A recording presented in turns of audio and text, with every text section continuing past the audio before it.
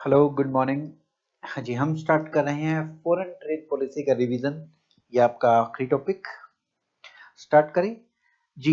एक बार फटाफट से अपने चैप्टर नंबर 12 निकाल लीजिए एग्जामिनेशन बुक से, और इसकी बातें याद होंगी। रिवीजन कर रहे हैं ना, करता हूं तो समझ जाता हूं।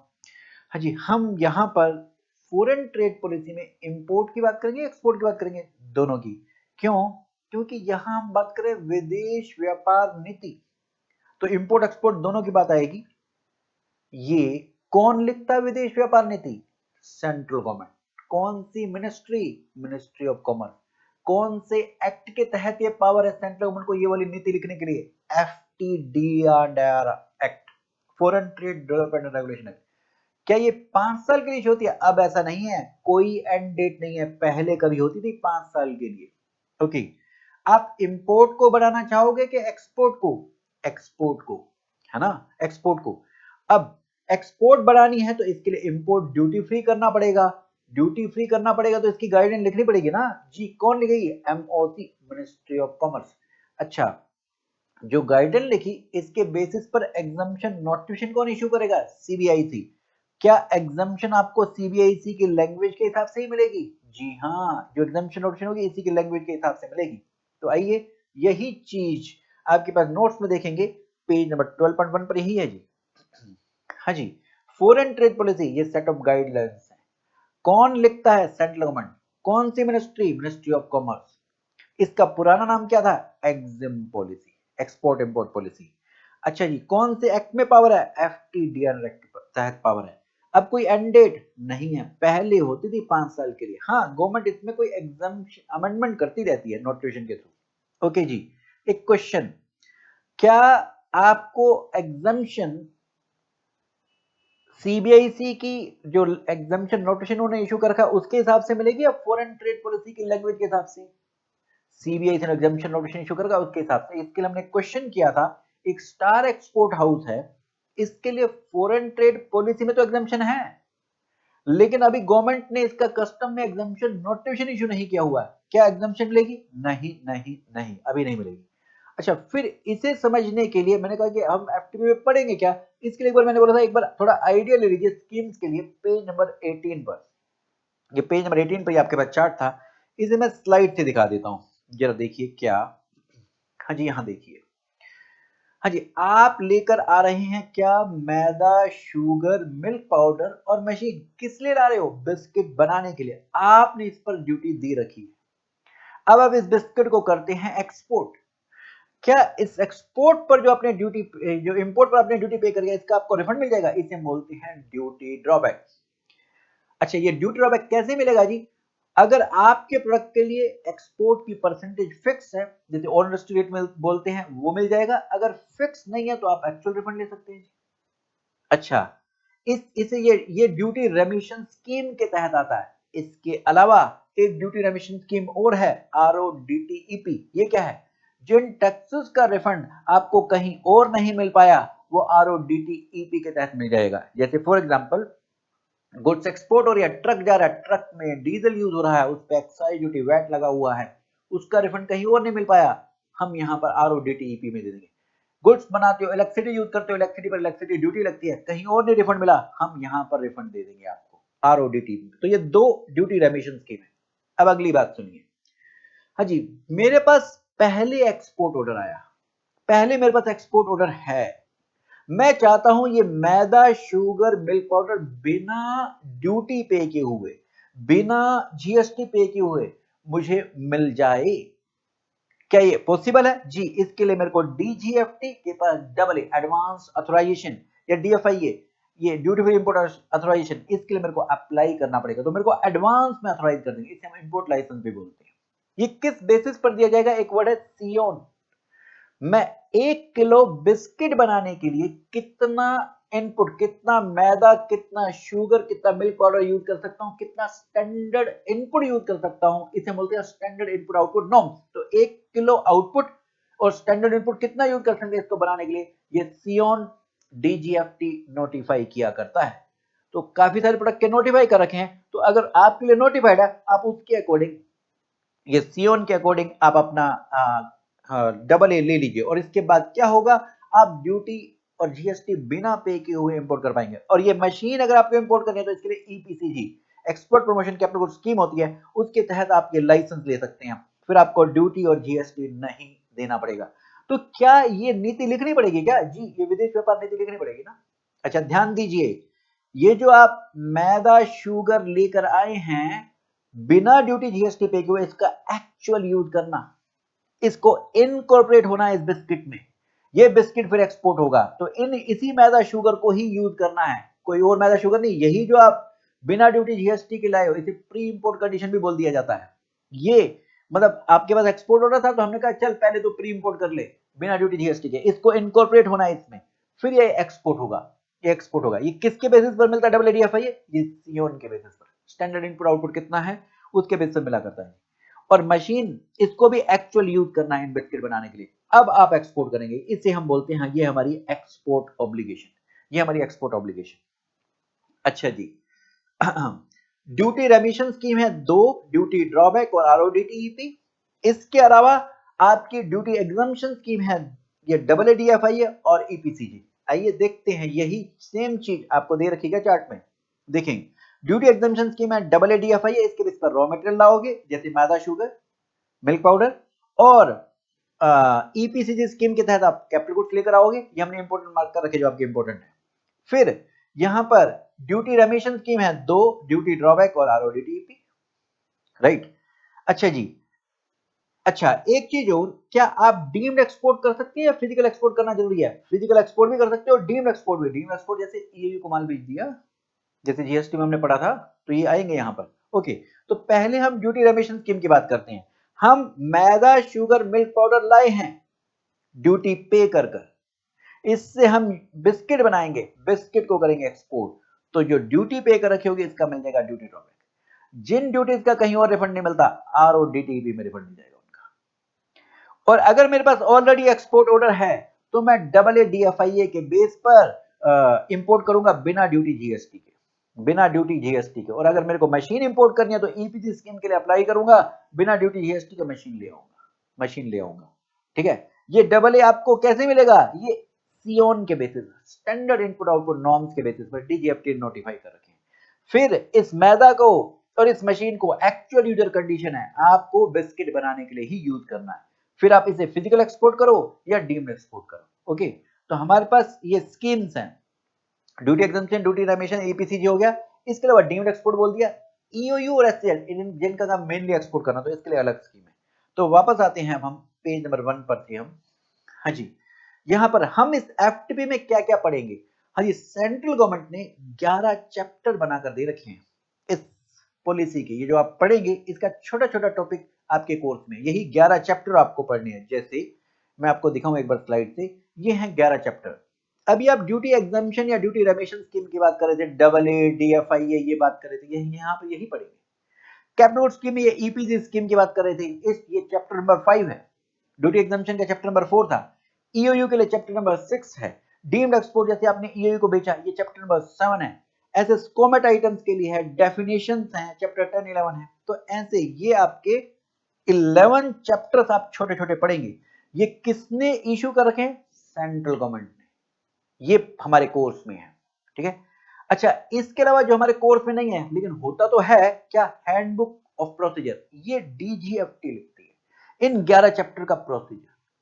और ये सियोन के बारे में ये DGFT लिखती है, DGFT लिखती है। और इसमें कुछ फॉर्म्स, आयात निर्यात फॉर्म्स, ये DGFT लिखती है। सियोन मैंने वही एग्जांपल आपको यहां लिख के दे दिया। ओके, फिर इसके बाद Indian trade classification harmonise system.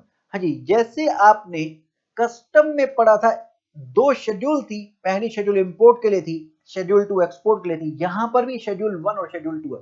फर्क क्या है? वहां ड्यूटी के रेट थे, यहां इन गुड्स की इंपोर्ट एक्सपोर्ट पॉलिसी है। मतलब इंपोर्ट एक्सपोर्ट पॉलिसी मतलब इसका कि ये आपको बता रखा है कि ये गुड्स, इसमें कुछ प्रोहिबिटेड है, कुछ रेस्ट्रिक्टेड है, कुछ ST आइटम है, कुछ फ्री गुड्स हैं। क्या मतलब है इसका? एक बार मैं स्लाइड से दिखाता हूं। हाँ जी, जैसे ऐसा फोन जिस पर IMI नहीं है, ये आतंकवादी गतिविधियों में यूज हो सकता है, तो ये प्रोहिबिट, इसका इंपोर्ट एक्सपोर्ट प्रोहिबिटेड है, ना इंपोर्ट हो सकता है ना एक्सपोर्ट हो सकता है। ऐसी लिस्ट दे रखी है प्रोहिबिटेड गुड्स की।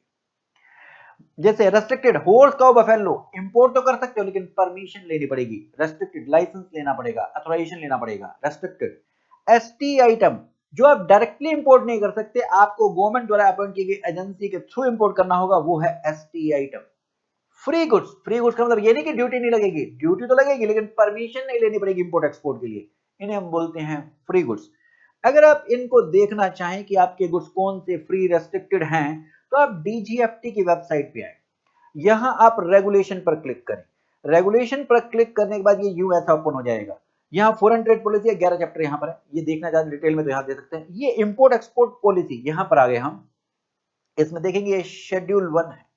अगर मैं इसे ओपन करूंगा, जैसे आपने वहां क्लासिफिकेशन चैप्टर 98 चैप्टर नहीं देखे थे, ऐसे यहां पर मैं एक बार 100 एंट्रीज ले लेता हूं। ये देखो 98 चैप्टर से यहां पर भी वही 98 चैप्टर्स हैं, वही 8 डिजिट का कोड है यहां पर भी।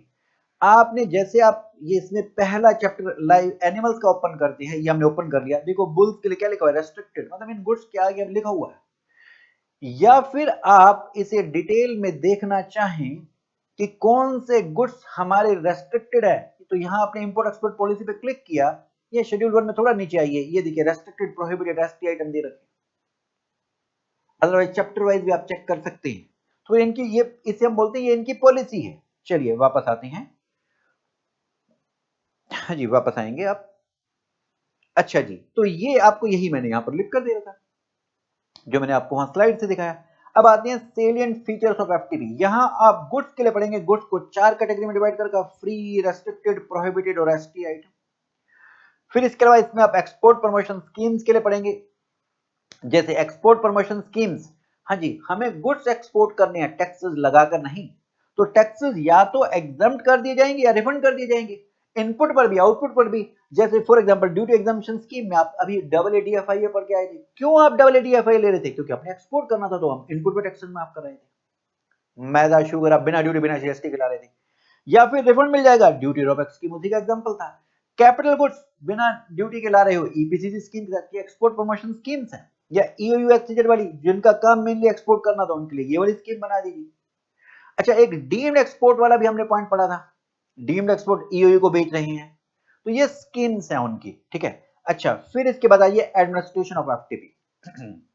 हाँ जी, एफटीपी को एडमिनिस्ट्रेट कौन करेगा जी, डीजीएफटी। ये आपकी मिनिस्ट्री ऑफ कॉमर्स का अटैच्ड ऑफिस है, इसका हेड ऑफिस है दिल्ली में, लेकिन अलग अलग स्टेट्स में, शहरों में रीजनल ऑफिस भी हैं। रीजनल ऑफिस क्यों ओपन कर रखे हैं, सुनिए, क्योंकि यही देता है आपको आईईसी। आईईसी क्या होता है, इंपोर्ट एक्सपोर्ट कोड। अगर आपको इंपोर्ट एक्सपोर्ट करना है तो लेना पड़ता है ना, ये डीजीएफटी देती। अच्छा, ये AA एडवांस ऑथराइजेशन की जो हम बात कर रहे थे, ये कहां से मिलता है, ये डीजीएफटी देता है, डीजीएफटी देता है, ठीक है।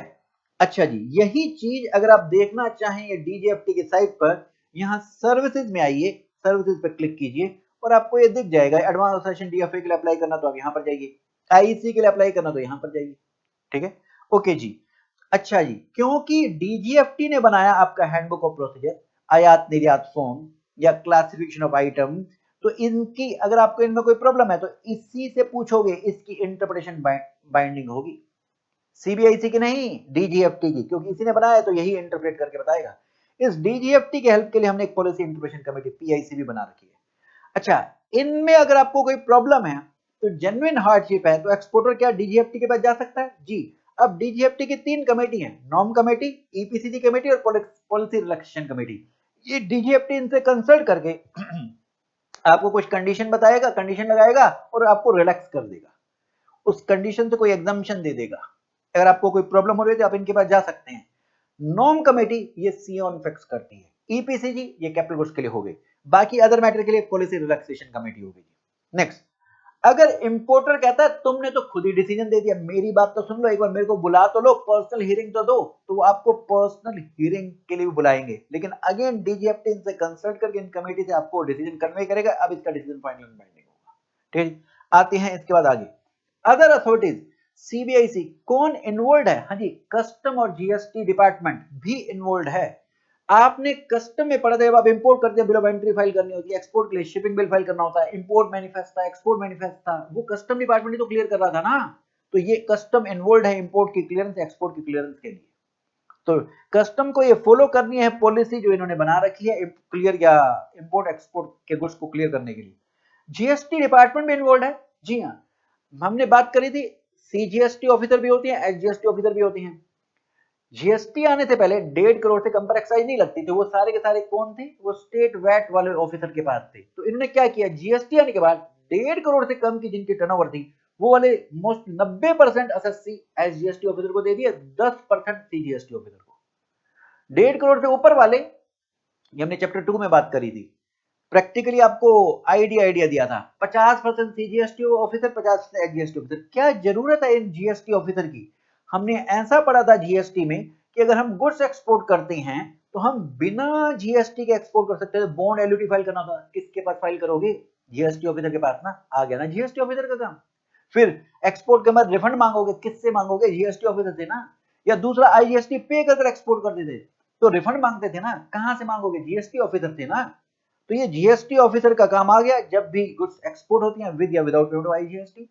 ऐसे स्टेट जीएसटी डिपार्टमेंट का भी काम आ गया। हाँ जी, आरबीआई का भी क्या काम है, जब भी इंपोर्ट होगा तो पेमेंट जाएगी, एक्सपोर्ट होगा तो पेमेंट आएगी, तो उस फॉरेन एक्सचेंज की पेमेंट या रिसीव पर पॉलिसी बनाना और उसको मॉनिटर करना, ये आरबीआई का काम है। तो अभी तक तो ये यहां तक तो सवाल नहीं पूछता। अब ये शॉर्ट नोट आ रही है जो इंपोर्टेंट है, एईओ अथोराइज इकोनॉमिक ऑपरेटर, ये क्या है। हाँ जी, 9/11 जो अटैक हुआ यूएसए पे वर्ल्ड ट्रेड सेंटर पर, उसके बाद वर्ल्ड कस्टम ऑर्गेनाइजेशन ने सेफ फ्रेमवर्क ऑफ स्टैंडर्ड्स बनाए कि इंपोर्ट एक्सपोर्ट सेफ हो, आतंकवादी गतिविधियों में इन्वॉल्वमेंट ना हो जाए। तो इसके लिए क्या होगा, एक एग्जांपल लेते हैं। इंडिया से यूएसए में एक्सपोर्ट होना है तो इंडिया का सेलर है, यूएसए का बायर है। अब माल जाएगा तो कोई शिपिंग कंपनी, ट्रांसपोर्टर होगा, एयरलाइन होगी, ट्रांसपोर्टर भी होगा, और माल क्लियर कराएगा कस्टम ब्रोकर। ये सभी अप्लाई करेंगे अपने अपने देश में एईओ के स्टेटस के लिए। जिसको एयू का स्टेटस होगा ये कस्टम डिपार्टमेंट देगा, उससे ये पता लगेगा कि ये सिक्योरिटी स्टैंडर्ड्स को फॉलो करता है, सिक्योरिटी स्टैंडर्ड्स को फॉलो करता है। तो आप फिर सेलर बायर ऐसे ही एईओ स्टेटस वाले से ही इंपोर्ट एक्सपोर्ट करेंगे, जिससे ये पता लग जाएगा अगर आपने परचेज किया है एईओ वाले स्टेटस से तो माल पहुंचेगा, और उसे क्या होगा, जिसने माल बेचा है उसको पैसे मिलेंगे। तो ये सेफ एक फ्रेमवर्क बनाए गए। तो एईओ स्टेटस के लिए अप्लाई करना होगा। बिजनेस एंटिटी जो इंटरनेशनल ट्रेड में इन्वॉल्व है इसको एईओ का स्टेटस देगा अगर वो सिक्योरिटी स्टैंडर्ड्स को फॉलो करता है। अब ये कैसे पता लगेगा कि वो सिक्योरिटी स्टैंडर्ड को फॉलो करता है, इसके लिए उन्होंने अपने कुछ कंडीशन लगा रखी हैं। जैसे बड़े बड़े इंपोर्टर्स एक्सपोर्टर, उनको यहां पर अलाउ होगा जिनको पिछले 3 साल में कभी नोटिस नहीं आया, जिसने पिछले साल में 25 बार बिल ऑफ एंट्री या शिपिंग बिल फाइल किया, मतलब 25 बार इंपोर्ट एक्सपोर्ट किया होगा, ऐसे लोगों को ये एईओ स्टेटस मिलेगा। अब ये ट्रस्टेड ट्रेड पार्टनर्स होंगे, इनको एक्सटेंसिव बेनिफिट देंगे, फिर हम प्रेफरेंशियल ट्रीटमेंट देंगे। मतलब पहला, इनका माल जल्दी क्लियर किया जाएगा, इंडिया में ही नहीं बाकी एमआरए कंट्रीज में भी, mutual recognition agreement partner country में भी। नंबर 2, ये डेफर्ड पेमेंट कर सकते हैं। याद करें कस्टम में हमने पढ़ा था 1 तारीख से 15 तारीख तो जो इंपोर्ट हुआ तुरंत ड्यूटी देने की जरूरत नहीं है, अगले ये 16 तारीख तक पे कर देना। 16 से लास्ट डे मंथ तक जो इंपोर्ट हुआ तुरंत ड्यूटी देने की जरूरत नहीं है, अगले महीने की 1 तारीख तक पे कर देना। Next, direct port delivery. हाँ जी, पहले होता क्या, पहले माल पोर्ट पर आता है, फिर सीएफएस पर जाता है, फिर वहां से माल इंपोर्टर क्लियर करा के जाता है। लेकिन अगर एईओ स्टेटस है, पोर्ट से डायरेक्टली आप अपने प्रीमाइसेस पर ले जा पाएंगे। नेक्स्ट, खुद सर्टिफिकेट, कुछ सर्टिफिकेट डीजीएफटी से लेने पड़ते हैं ये, लेकिन ये अगर आपको एईओ स्टेटस है तो आप सेल्फ सर्टिफाई कर पाएंगे, ये फायदा है। ओके जी, एईओ के बाद आइए next, town of export excellence. Bharat सरकार क्या करेगी, कुछ सिलेक्टेड टाउन जिनका भारत के एक्सपोर्ट में हैंडसम कंट्रीब्यूशन है, उनको ये town of export excellence grant करेगी। जैसे पानीपत को वुलन ब्लैंकेट के लिए नोटिफाई कर रखा है TEE, जयपुर जोधपुर को हैंडीक्राफ्ट के लिए नोटिफाई कर रखा है। फिर इनको फायदा क्या होगा, हाँ जी, यहाँ के जो एक्सपोर्टर्स हैं उनको टारगेटेड सपोर्ट दी जाएगी, उनको वहां पे इंफ्रास्ट्रक्चर डेवलप किया जाएगा। सपोर्ट का एग्जांपल देखिए, उसे नई मार्केट टैप करनी है, पानीपत के एक बंदे को उसे दुबई में अपना माल बेचना है, तो दुबई में मान लीजिए इंटरनेशनल ट्रेड फेयर लगा हुआ है, तो उस पे जो इंटरनेशनल ट्रेड फेयर में वो अपना सामान जाकर बेचना चाहता है, जो खर्चा होगा गवर्नमेंट उसको फाइनेंशियल सपोर्ट दे देगी। नंबर 2, उसका मैक्सिमाइज एक्सपोर्ट हो तो उसके लिए उसका प्रोडक्ट की कंपिटिटिवनेस बढ़े, उसके लिए रिसर्च के लिए उसको पैसे दे देगी। इससे क्या होगा, फिर प्रोडक्ट की कॉस्ट कम होगी, क्वालिटी इंक्रीज होगी, तो मूव अप हो जाएगा वैल्यू चेन में। ये होगा TEE, ये इंपॉर्टेंट। इसके बाद मैंने इंपॉर्टेंट मार्क कर रखे। अब नेक्स्ट स्टेटस होल्डर, हाँ जी, जिन्होंने भारत की एक्सपोर्ट में हैंडसम कंट्रीब्यूशन किया है, वो अच्छा खासा एक्सपोर्ट किया है, उन्हें हम स्टेटस देंगे 1 स्टार, 2 स्टार, 3 स्टार, 4 स्टार या 5 स्टार का। हाँ जी, ये कौन होंगे? चाहे वो गुड्स का एक्सपोर्टर हो, सर्विसेज का एक्सपोर्टर हो या टेक्नोलॉजी का एक्सपोर्टर हो, अगर उसके पास IEC है, इंपोर्ट एक्सपोर्ट कोड है, तो हम ये स्टेटस देंगे। कैसे पता लगेगा कितनी टर्नओवर होनी चाहिए? इसके लिए करंट ईयर में और पिछले 3 सालों में, हर साल में इतनी इतनी अगर एक्सपोर्ट परफॉर्मेंस कर रखी है, 3, 15, 50, 200, 4, 800, तो फिर हम ये इनको ये वाले स्टेटस देंगे। अच्छा, ये जो अमाउंट देखने हैं ये डॉलर में देखने हैं। और ये इसमें क्या चेक करना है? इसमें अगर आप एक्चुअल एक्सपोर्ट करते हैं तो एक्चुअल एक्सपोर्ट चेक करनी है। अगर आप डीम्ड एक्सपोर्ट करते हैं तो आप यहां पर FOR वैल्यू, एक्चुअल एक्सपोर्ट के लिए FOB वैल्यू और डीम्ड एक्सपोर्ट के लिए FOR वैल्यू देखनी है। अच्छा, डीम्ड एक्सपोर्ट इंडिया में ही सेल है तो उसको आपको यूएस डॉलर में कन्वर्ट करना होगा, क्योंकि ये डॉलर में देखना है। तो इसके लिए कन्वर्ट कैसे करोगे? CBIC ने जो एक्सचेंज रेट इशू कर रखे हैं उसमें 1 अप्रैल को, 1 अप्रैल को हर फाइनेंशियल ईयर की जो रेट है उसके बेस पर कन्वर्ट कर लेना। ओके जी, यहां एक खास बात क्या, हाँ जी, इसमें अगर एक्सपोर्ट किया अंडर ऑथराइजेशन या स्कोमेट आइटम्स, ये भी आप इस टर्नओवर में काउंट कर लेना। ये भी आप इस टर्नओवर में काउंट करना है। क्या काउंट नहीं करना है इसमें? अगर आपने पहले एक्सपोर्ट किया था, अब रिपेयर के लिए आया, रिपेयर के बाद री एक्सपोर्ट कर रहे हो, इसे बोलते हैं एक्सपोर्ट ऑन री एक्सपोर्ट बेसिस, ये ऐड नहीं करना, क्योंकि वो तो पहली बार जब आपने एक्सपोर्ट किया था तभी अकाउंट कर लिया होगा ना। अब रिपेयर करके री एक्सपोर्ट करे तो दोबारा काउंट नहीं करना। ठीक है, अब ये दोबारा काउंट नहीं करना। ओके जी, फिर इसके बाद अच्छा, यहां पर ये जो है ये 3 मिलियन, 15 मिलियन, ये किस में है जी? मिलियन में। 1 मिलियन में 10 लाख होते, तो मैंने यहां पर आपको करके दे दिया जी, 3 इंटू 10 लाख, 30 लाख आ जाएगा। 30 लाख डॉलर की वैल्यू आपको एक्सपोर्ट करके दिखानी है। ये एक्सपोर्ट की परफॉर्मेंस करंट ईयर में हो या पिछले 3 साल में भी? पिछले 3 सालों में भी हर साल में होनी चाहिए। तो करंट ईयर में जब आप एप्लीकेशन लगा रहे हैं कि मेरे को स्टेटस दो, तब भी। तो इसके लिए मैं क्वेश्चन कराता हूं, पहले इसकी टर्नओवर याद कराई थी। हाँ जी, पहला 3 मिलियन डॉलर 1 स्टार के लिए, फिर इसके बाद 5 से मल्टीप्लाई कर दो, 2 स्टार के लिए 15 मिलियन डॉलर, 3 स्टार के लिए हाफ सेंचुरी 50 मिलियन डॉलर। अब 4 से मल्टीप्लाई करना है। 4 स्टार तो 4 से मल्टीप्लाई करो, 200। 5 स्टार के लिए भी इसी को 4 से मल्टीप्लाई करो, 800 मिलियन डॉलर। ये मैंने आपको याद करने की ट्रिक बताई थी। क्वेश्चन देखेंगे हम इसके ऊपर में। हाँ जी, ये देखिए, एप्लीकेशन लगाई 2023-24 में, उस समय हमारी 310 लाख थी। इसको मिलियन में कन्वर्ट करने के लिए 10 लाख से डिवाइड कर दिया, 31 मिलियन। यहां पर भी 10 लाख से डिवाइड करके हमने मिलियन में निकाल दिया। अब करंट ईयर में हमारे पास 31 मिलियन है। हेलो हेलो हेलो, 1 स्टार के लिए 3 था, सेकंड के लिए क्या था? 5 से मल्टीप्लाई, 15 मिलियन डॉलर, है ना। सेकंड के लिए क्या था? 15, और 3 के लिए क्या था जी? 50, हाफ सेंचुरी। तो ये 50 से तो कम है, तो सेकंड में आ सकता है जी। और पिछले 3 सालों में भी 50 से कम है लेकिन 15 से ऊपर है, ये सेकंड स्टार का इसे दर्जा मिल जाएगा। एक और क्वेश्चन देखें, यहां पर हमारे पास पिछले 3 सालों में हर साल में कह रहे 130 मिलियन है। हाँ जी, 130 मिलियन है। तो यहां पर एक बार देखेंगे वापस, 130 मिलियन कहां पर आ रहा था? 130 मिलियन आपका आ रहा है 3 स्टार। 4 स्टार के लिए तो आपको 200 चाहिए ना, 4 स्टार के लिए तो आपको क्या चाहिए? 200 चाहिए। तो आइए वापस, यहां अब हम कौन सा दर्जा मिल सकता है जी? हमें 3 स्टार का दर्जा मिल सकता है। करंट ईयर की डिटेल दे रहा है, कह रहा है हमने एक्सपोर्ट कर रखी है, डीम एक्सपोर्ट और स्कोमेट आइटम, तीनों को ऐड करेंगे, डिवाइडेड किया 10 लाख से, ये 110 मिलियन आ गया जी। जी, यहां पर भी करंट ईयर में भी हम 200 से कम है तो हम 3 स्टार का दर्जा मिल जाएगा। यहां पर क्या मिल जाएगा? 3 स्टार का दर्जा मिल जाएगा। वापस आएंगे, हाँ जी, ये हो गया। ओके ओके ओके, फिर इसके बाद आएंगे यहां। हाँ जी, ये 4 बंदे 1 स्टार का दर्जा देने के लिए जितनी इन्होंने अपनी एक्सपोर्ट परफॉर्मेंस होगी उसको ट्वाइस, 2 से मल्टीप्लाई कर देना, फिर चेक करना 1 स्टार का दर्जा दे सकते हैं कि नहीं दे सकते। कौन? अगर ये IEC holder micro small enterprise है, या ये मैन्युफैक्चरिंग, इनके पास ISO BIS सर्टिफिकेशन है, या फिर ये नॉर्थ ईस्ट में स्टेट में इनकी यूनिट है, या सिक्किम में, या JNK में, या लद्दाख में है, या फ्रूट वेजिटेबल के एक्सपोर्टर है, तो इनकी टर्नओवर को 2 से मल्टीप्लाई करके देखना वो 1 स्टार का दर्जा मिल सकता है कि नहीं मिल सकता। अच्छा, एक खास बात क्या, ये इनको ये प्रिविलेजेस हैं, ये 1 स्टार, 2 स्टार, 3, 4, 5 स्टार वालों को ये प्रिविलेजेस हैं जैसे इसमें ये जी पॉइंट देखें, अगर आपको अपना एक्सपोर्ट ऑर्डर लेना है तो आप सैंपल बाहर भेज सकते हैं, ये सैंपल के लिए है कि आप फ्रीली एक्सपोर्ट कर पाएंगे कुछ आइटम को फ्री ऑफ कॉस्ट बेसिस, मतलब सैंपल भेज पाएंगे, लेकिन एक subject to specified annual limit, subject to specified annual limit. इसे समझने के लिए नेक्स्ट पेज पे हमारे पास क्वेश्चन था, वो देखते हैं। हाजी एक यूनिट है नॉर्थ ईस्ट स्टेट में या जेएनके में या एमएसएमई है, 20 लाख का इसने एक्सपोर्ट कर रखा है, 10 से डिवाइड कीजिए 2 मिलियन आ गया, इनटू में 2 डबल करो इसका 4 मिलियन। क्या ये 3 मिलियन से ऊपर है? 1 स्टार के लिए 3 मिलियन या उससे ऊपर होना चाहिए था। जी हाँ, इसे 1 स्टार का दर्जा मिल जाएगा।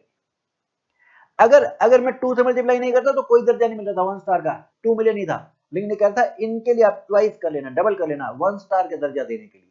नेक्स्ट इससे पूछा क्या ये export free of cost basis पर कर सकता है? जी कर सकता है, सब्जेक्ट टू एनुअल लिमिट। आइए वापस पिछले पेज पर। हाँ जी, अब क्या प्रिविलेजेस हैं इन एक्सपोर्ट हाउसेस को, इन स्टेटस होल्डर को? हाँ जी, पहला, वैसे तो आपको कुछ सर्टिफिकेट अथॉरिटीज से लेने पड़ते हैं, लेकिन चूंकि तुम स्टेटस होल्डर हो, खुद से सेल्फ डिक्लेरेशन बेसिस पर आप अथॉराइजेशन दे पाओगे। डीजीएफटी से अथॉराइजेशन लेने जाना पड़ता है, लेकिन आपको हमने स्टेट होल्डर, तुम सेल्फ सर्टिफाई कर दो, जो बोलोगे वही मान लेंगे। नंबर 2, सियोन नोटिफाइड होता है, कई प्रोडक्ट का नोटिफाइड है। अगर नोटिफाइड नहीं है, आप एप्लीकेशन लगाओ, आपके लिए जल्दी से जल्दी 60 दिन में नोटिफाइड, नॉर्म कमेटी नोटिफाई कर देगी। जब आप एक्सपोर्ट करते हैं तो जो एक्सपोर्ट के डॉक्यूमेंट होते हैं उसको बैंक से नेगोशिएट कंपलसरी कराने पड़ते हैं, लेकिन आप स्टेटस होल्डर हो, आपको एग्जम्पशन है। हाँ जी, जब आप इंपोर्ट करते हैं डबल ए के अगेंस्ट में, आप ड्यूटी जीएसटी माफ कर देते हैं, लेकिन आपको बैंक गारंटी देनी पड़ती है, लेकिन आप स्टेटस होल्डर, आपको बैंक गारंटी देने की जरूरत नहीं है। फिर इसके बाद ये ईएफ पॉइंट बाद में पढ़ेंगे, पहले एक लास्ट पॉइंट। हाँ जी, आपके कंसाइनमेंट की हैंडलिंग के लिए प्रेफरेंशियल ट्रीटमेंट जल्दी से जल्दी क्लियर करेंगे। अब जो ई पॉइंट था वो देखते हैं जी। ई पॉइंट, अगर आप 2 स्टार या अबव वाले एक्सपोर्ट हाउसेज हैं तो आप वेयरहाउस, एक्सपोर्ट वेयरहाउस ओपन कर पाएंगे। क्या फायदा होता है? वेयरहाउस में बिना ड्यूटी का आप इंपोर्ट किया तो वहां रख सकते हैं, कस्टम में पड़ा था ना, फिर वहां से आप एक्सपोर्ट कर सकते हैं बिना ड्यूटी के। तो ये फायदा होगा इस वेयरहाउस ओपन करने का, ये 2 स्टार या अबव वाले ओपन कर सकते हैं। लास्ट पॉइंट, लास्ट पॉइंट क्या है जी, कि ये मैन्युफैक्चरर अगर 3 स्टार 4 स्टार 5 स्टार ये वाले हैं तो ये खुद एक सर्टिफिकेट इशू कर सकते हैं। कौन से वाला? हाँ जी, याद करें, अगर मैं प्रेफरेंशियल एरिया से लेके आता हूं तो मेरे को certificate of origin of goods चाहिए होता था, फिर मेरे को प्रेफरेंशियल रेट ऑफ ड्यूटी लग जाता था। ऐसे मैं इंडिया का बंदा हूं, दूसरे देश में वो अपना प्रेफरेंशियल रेट लगवाना चाहता है बायर, तो हमारे से ये वाला certificate of origin of goods लेकर जाएगा, तो certificate of origin of goods authority से लेना पड़ता है। लेकिन अगर आप स्टेटस होल्डर हैं तो हम कह रहे हैं पॉइंट में तुम खुद से सर्टिफिकेट ये दे पाओगे, certificate of origin of goods वाला, ताकि वो प्रेफरेंशियल रेट ऑफ ड्यूटी लगा पाए। लेकिन इसके लिए जरूरी है कि ये जो गुड्स मैन्युफैक्चर हुए हो ये आईएम या आईएलओआई के तहत बने हो। क्या मतलब होता है इसका? नीचे दिया, इंडस्ट्रियल लाइसेंस, आईएल का मतलब क्या है? Industrial licence. अगर आप इंडिया में इंडस्ट्री सेटअप करना चाहते हैं सर्टेन सेक्टर में तो आपको इंडस्ट्रियल लाइसेंस लेना पड़ता है, तो इंडस्ट्रियल लाइसेंस आपके पास में, या जिनके इंडस्ट्रियल लाइसेंस माफ है उनको ये आईईएम, इंडस्ट्रियल एंटरप्राइज मेमोरेंडम देना पड़ता है, तो आपके पास ये वाला है, इसके साथ फिर आप गुड्स बना रहे हो। या तीसरा, लेटर ऑफ इंटेंट, ये जब आपको गुड्स एक्सपोर्ट करने होते हैं तो ये लेटर ऑफ इंटेंट इशू करना पड़ता है कि मैं जो आपने ऑर्डर दिया था ना, एक्सपोर्ट कॉन्ट्रैक्ट हमारे साथ किया था, उसी के अकॉर्डिंग हमने आपको गुड्स बनाकर दे रखे हैं। तो अगर इनके तहत है तो ये सर्टिफिकेट खुद से दे पाएगा। ये वाला पॉइंट हमने डिटेल में डिस्कस किया था, ये पेज नंबर 16 पर दिखा देता हूं। हाँ जी, self certificate, certificate of origin of goods, ये अप्रूव्ड एक्सपोर्टर दे सकते हैं। अप्रूव्ड एक्सपोर्टर में हमने किसका नाम दे दिया? स्टेटस होल्डर का। भारत के एग्रीमेंट हैं अलग अलग, कौन से? ये पीटीए, एफटीए, सीएसीए, ये नाम लिखे हुए एग्रीमेंट के अलग अलग देशों के साथ। तो इसके तहत वो देश अपने देश में प्रेफरेंशियल रेट ऑफ ड्यूटी लगाएगा ना, तो हम certificate of origin of goods बनाकर देंगे। यहां पर हमें वैसे तो अथॉरिटी से, एजेंसी से लेना पड़ता है, लेकिन अगर आप स्टेटस होल्डर हैं तो आप खुद से सर्टिफिकेट दे पाएंगे ताकि वो अपने देश में प्रेफरेंशियल रेट लगवा पाए। ओके जी, वापस आ जाएंगे हम। तो हमारा ये वाला पॉइंट भी हो गया जी। लास्ट पॉइंट, अगर आप स्टेटस होल्डर है 1 स्टार से अबव वाले, 1 स्टार नहीं, 1 स्टार से 2 स्टार या उससे अबव वाले, तो आप ट्रेनिंग दे सकते हैं नए एंटरप्रेन्योर्स को। यहां हमारा ये टॉपिक खत्म हुआ। क्वेश्चन देखेंगे, दो एक्सपोर्ट हाउस है, रेड स्काई और ब्लैक नाइट लिमिटेड, इनके पास 1 स्टार का दर्जा है। बताएं कितनी टर्नओवर होगी इनकी? $3 मिलियन की। ये एक्सपोर्ट वेयरहाउस ओपन करना चाहते हैं। ना ना ना ना, 2 स्टार याबा वाले कर सकते थे, ये नहीं कर सकते। कह रहा फिर कितनी टर्नओवर चाहिए? 2 स्टार के लिए कितनी थी? 15, है ना। 3 स्टार के लिए हाफ सेंचुरी 50, 4 स्टार के लिए 4 से मल्टीप्लाई करो 200, और फिर 5 स्टार के लिए फिर 4 से मल्टीप्लाई करो 800, ये चाहिए होगी। ठीक है, चलिए अब आते हैं इसके बाद आरटीपी मेट 24 का क्वेश्चन था, बताएं इनको प्रिविलेजेस क्या है। सीधा सीधा ये क्वेश्चन है थ्योरी का, तो आप लिख देंगे जी। ओके जी, अब इसके बाद next, developing district as export hubs. अभी हमने पीछे TEE की बात करी थी टाउन्स के लिए, अब हम डिस्ट्रिक्ट के लिए बात करें। डिस्ट्रिक्ट को एक्सपोर्ट हब बनाया जाएगा।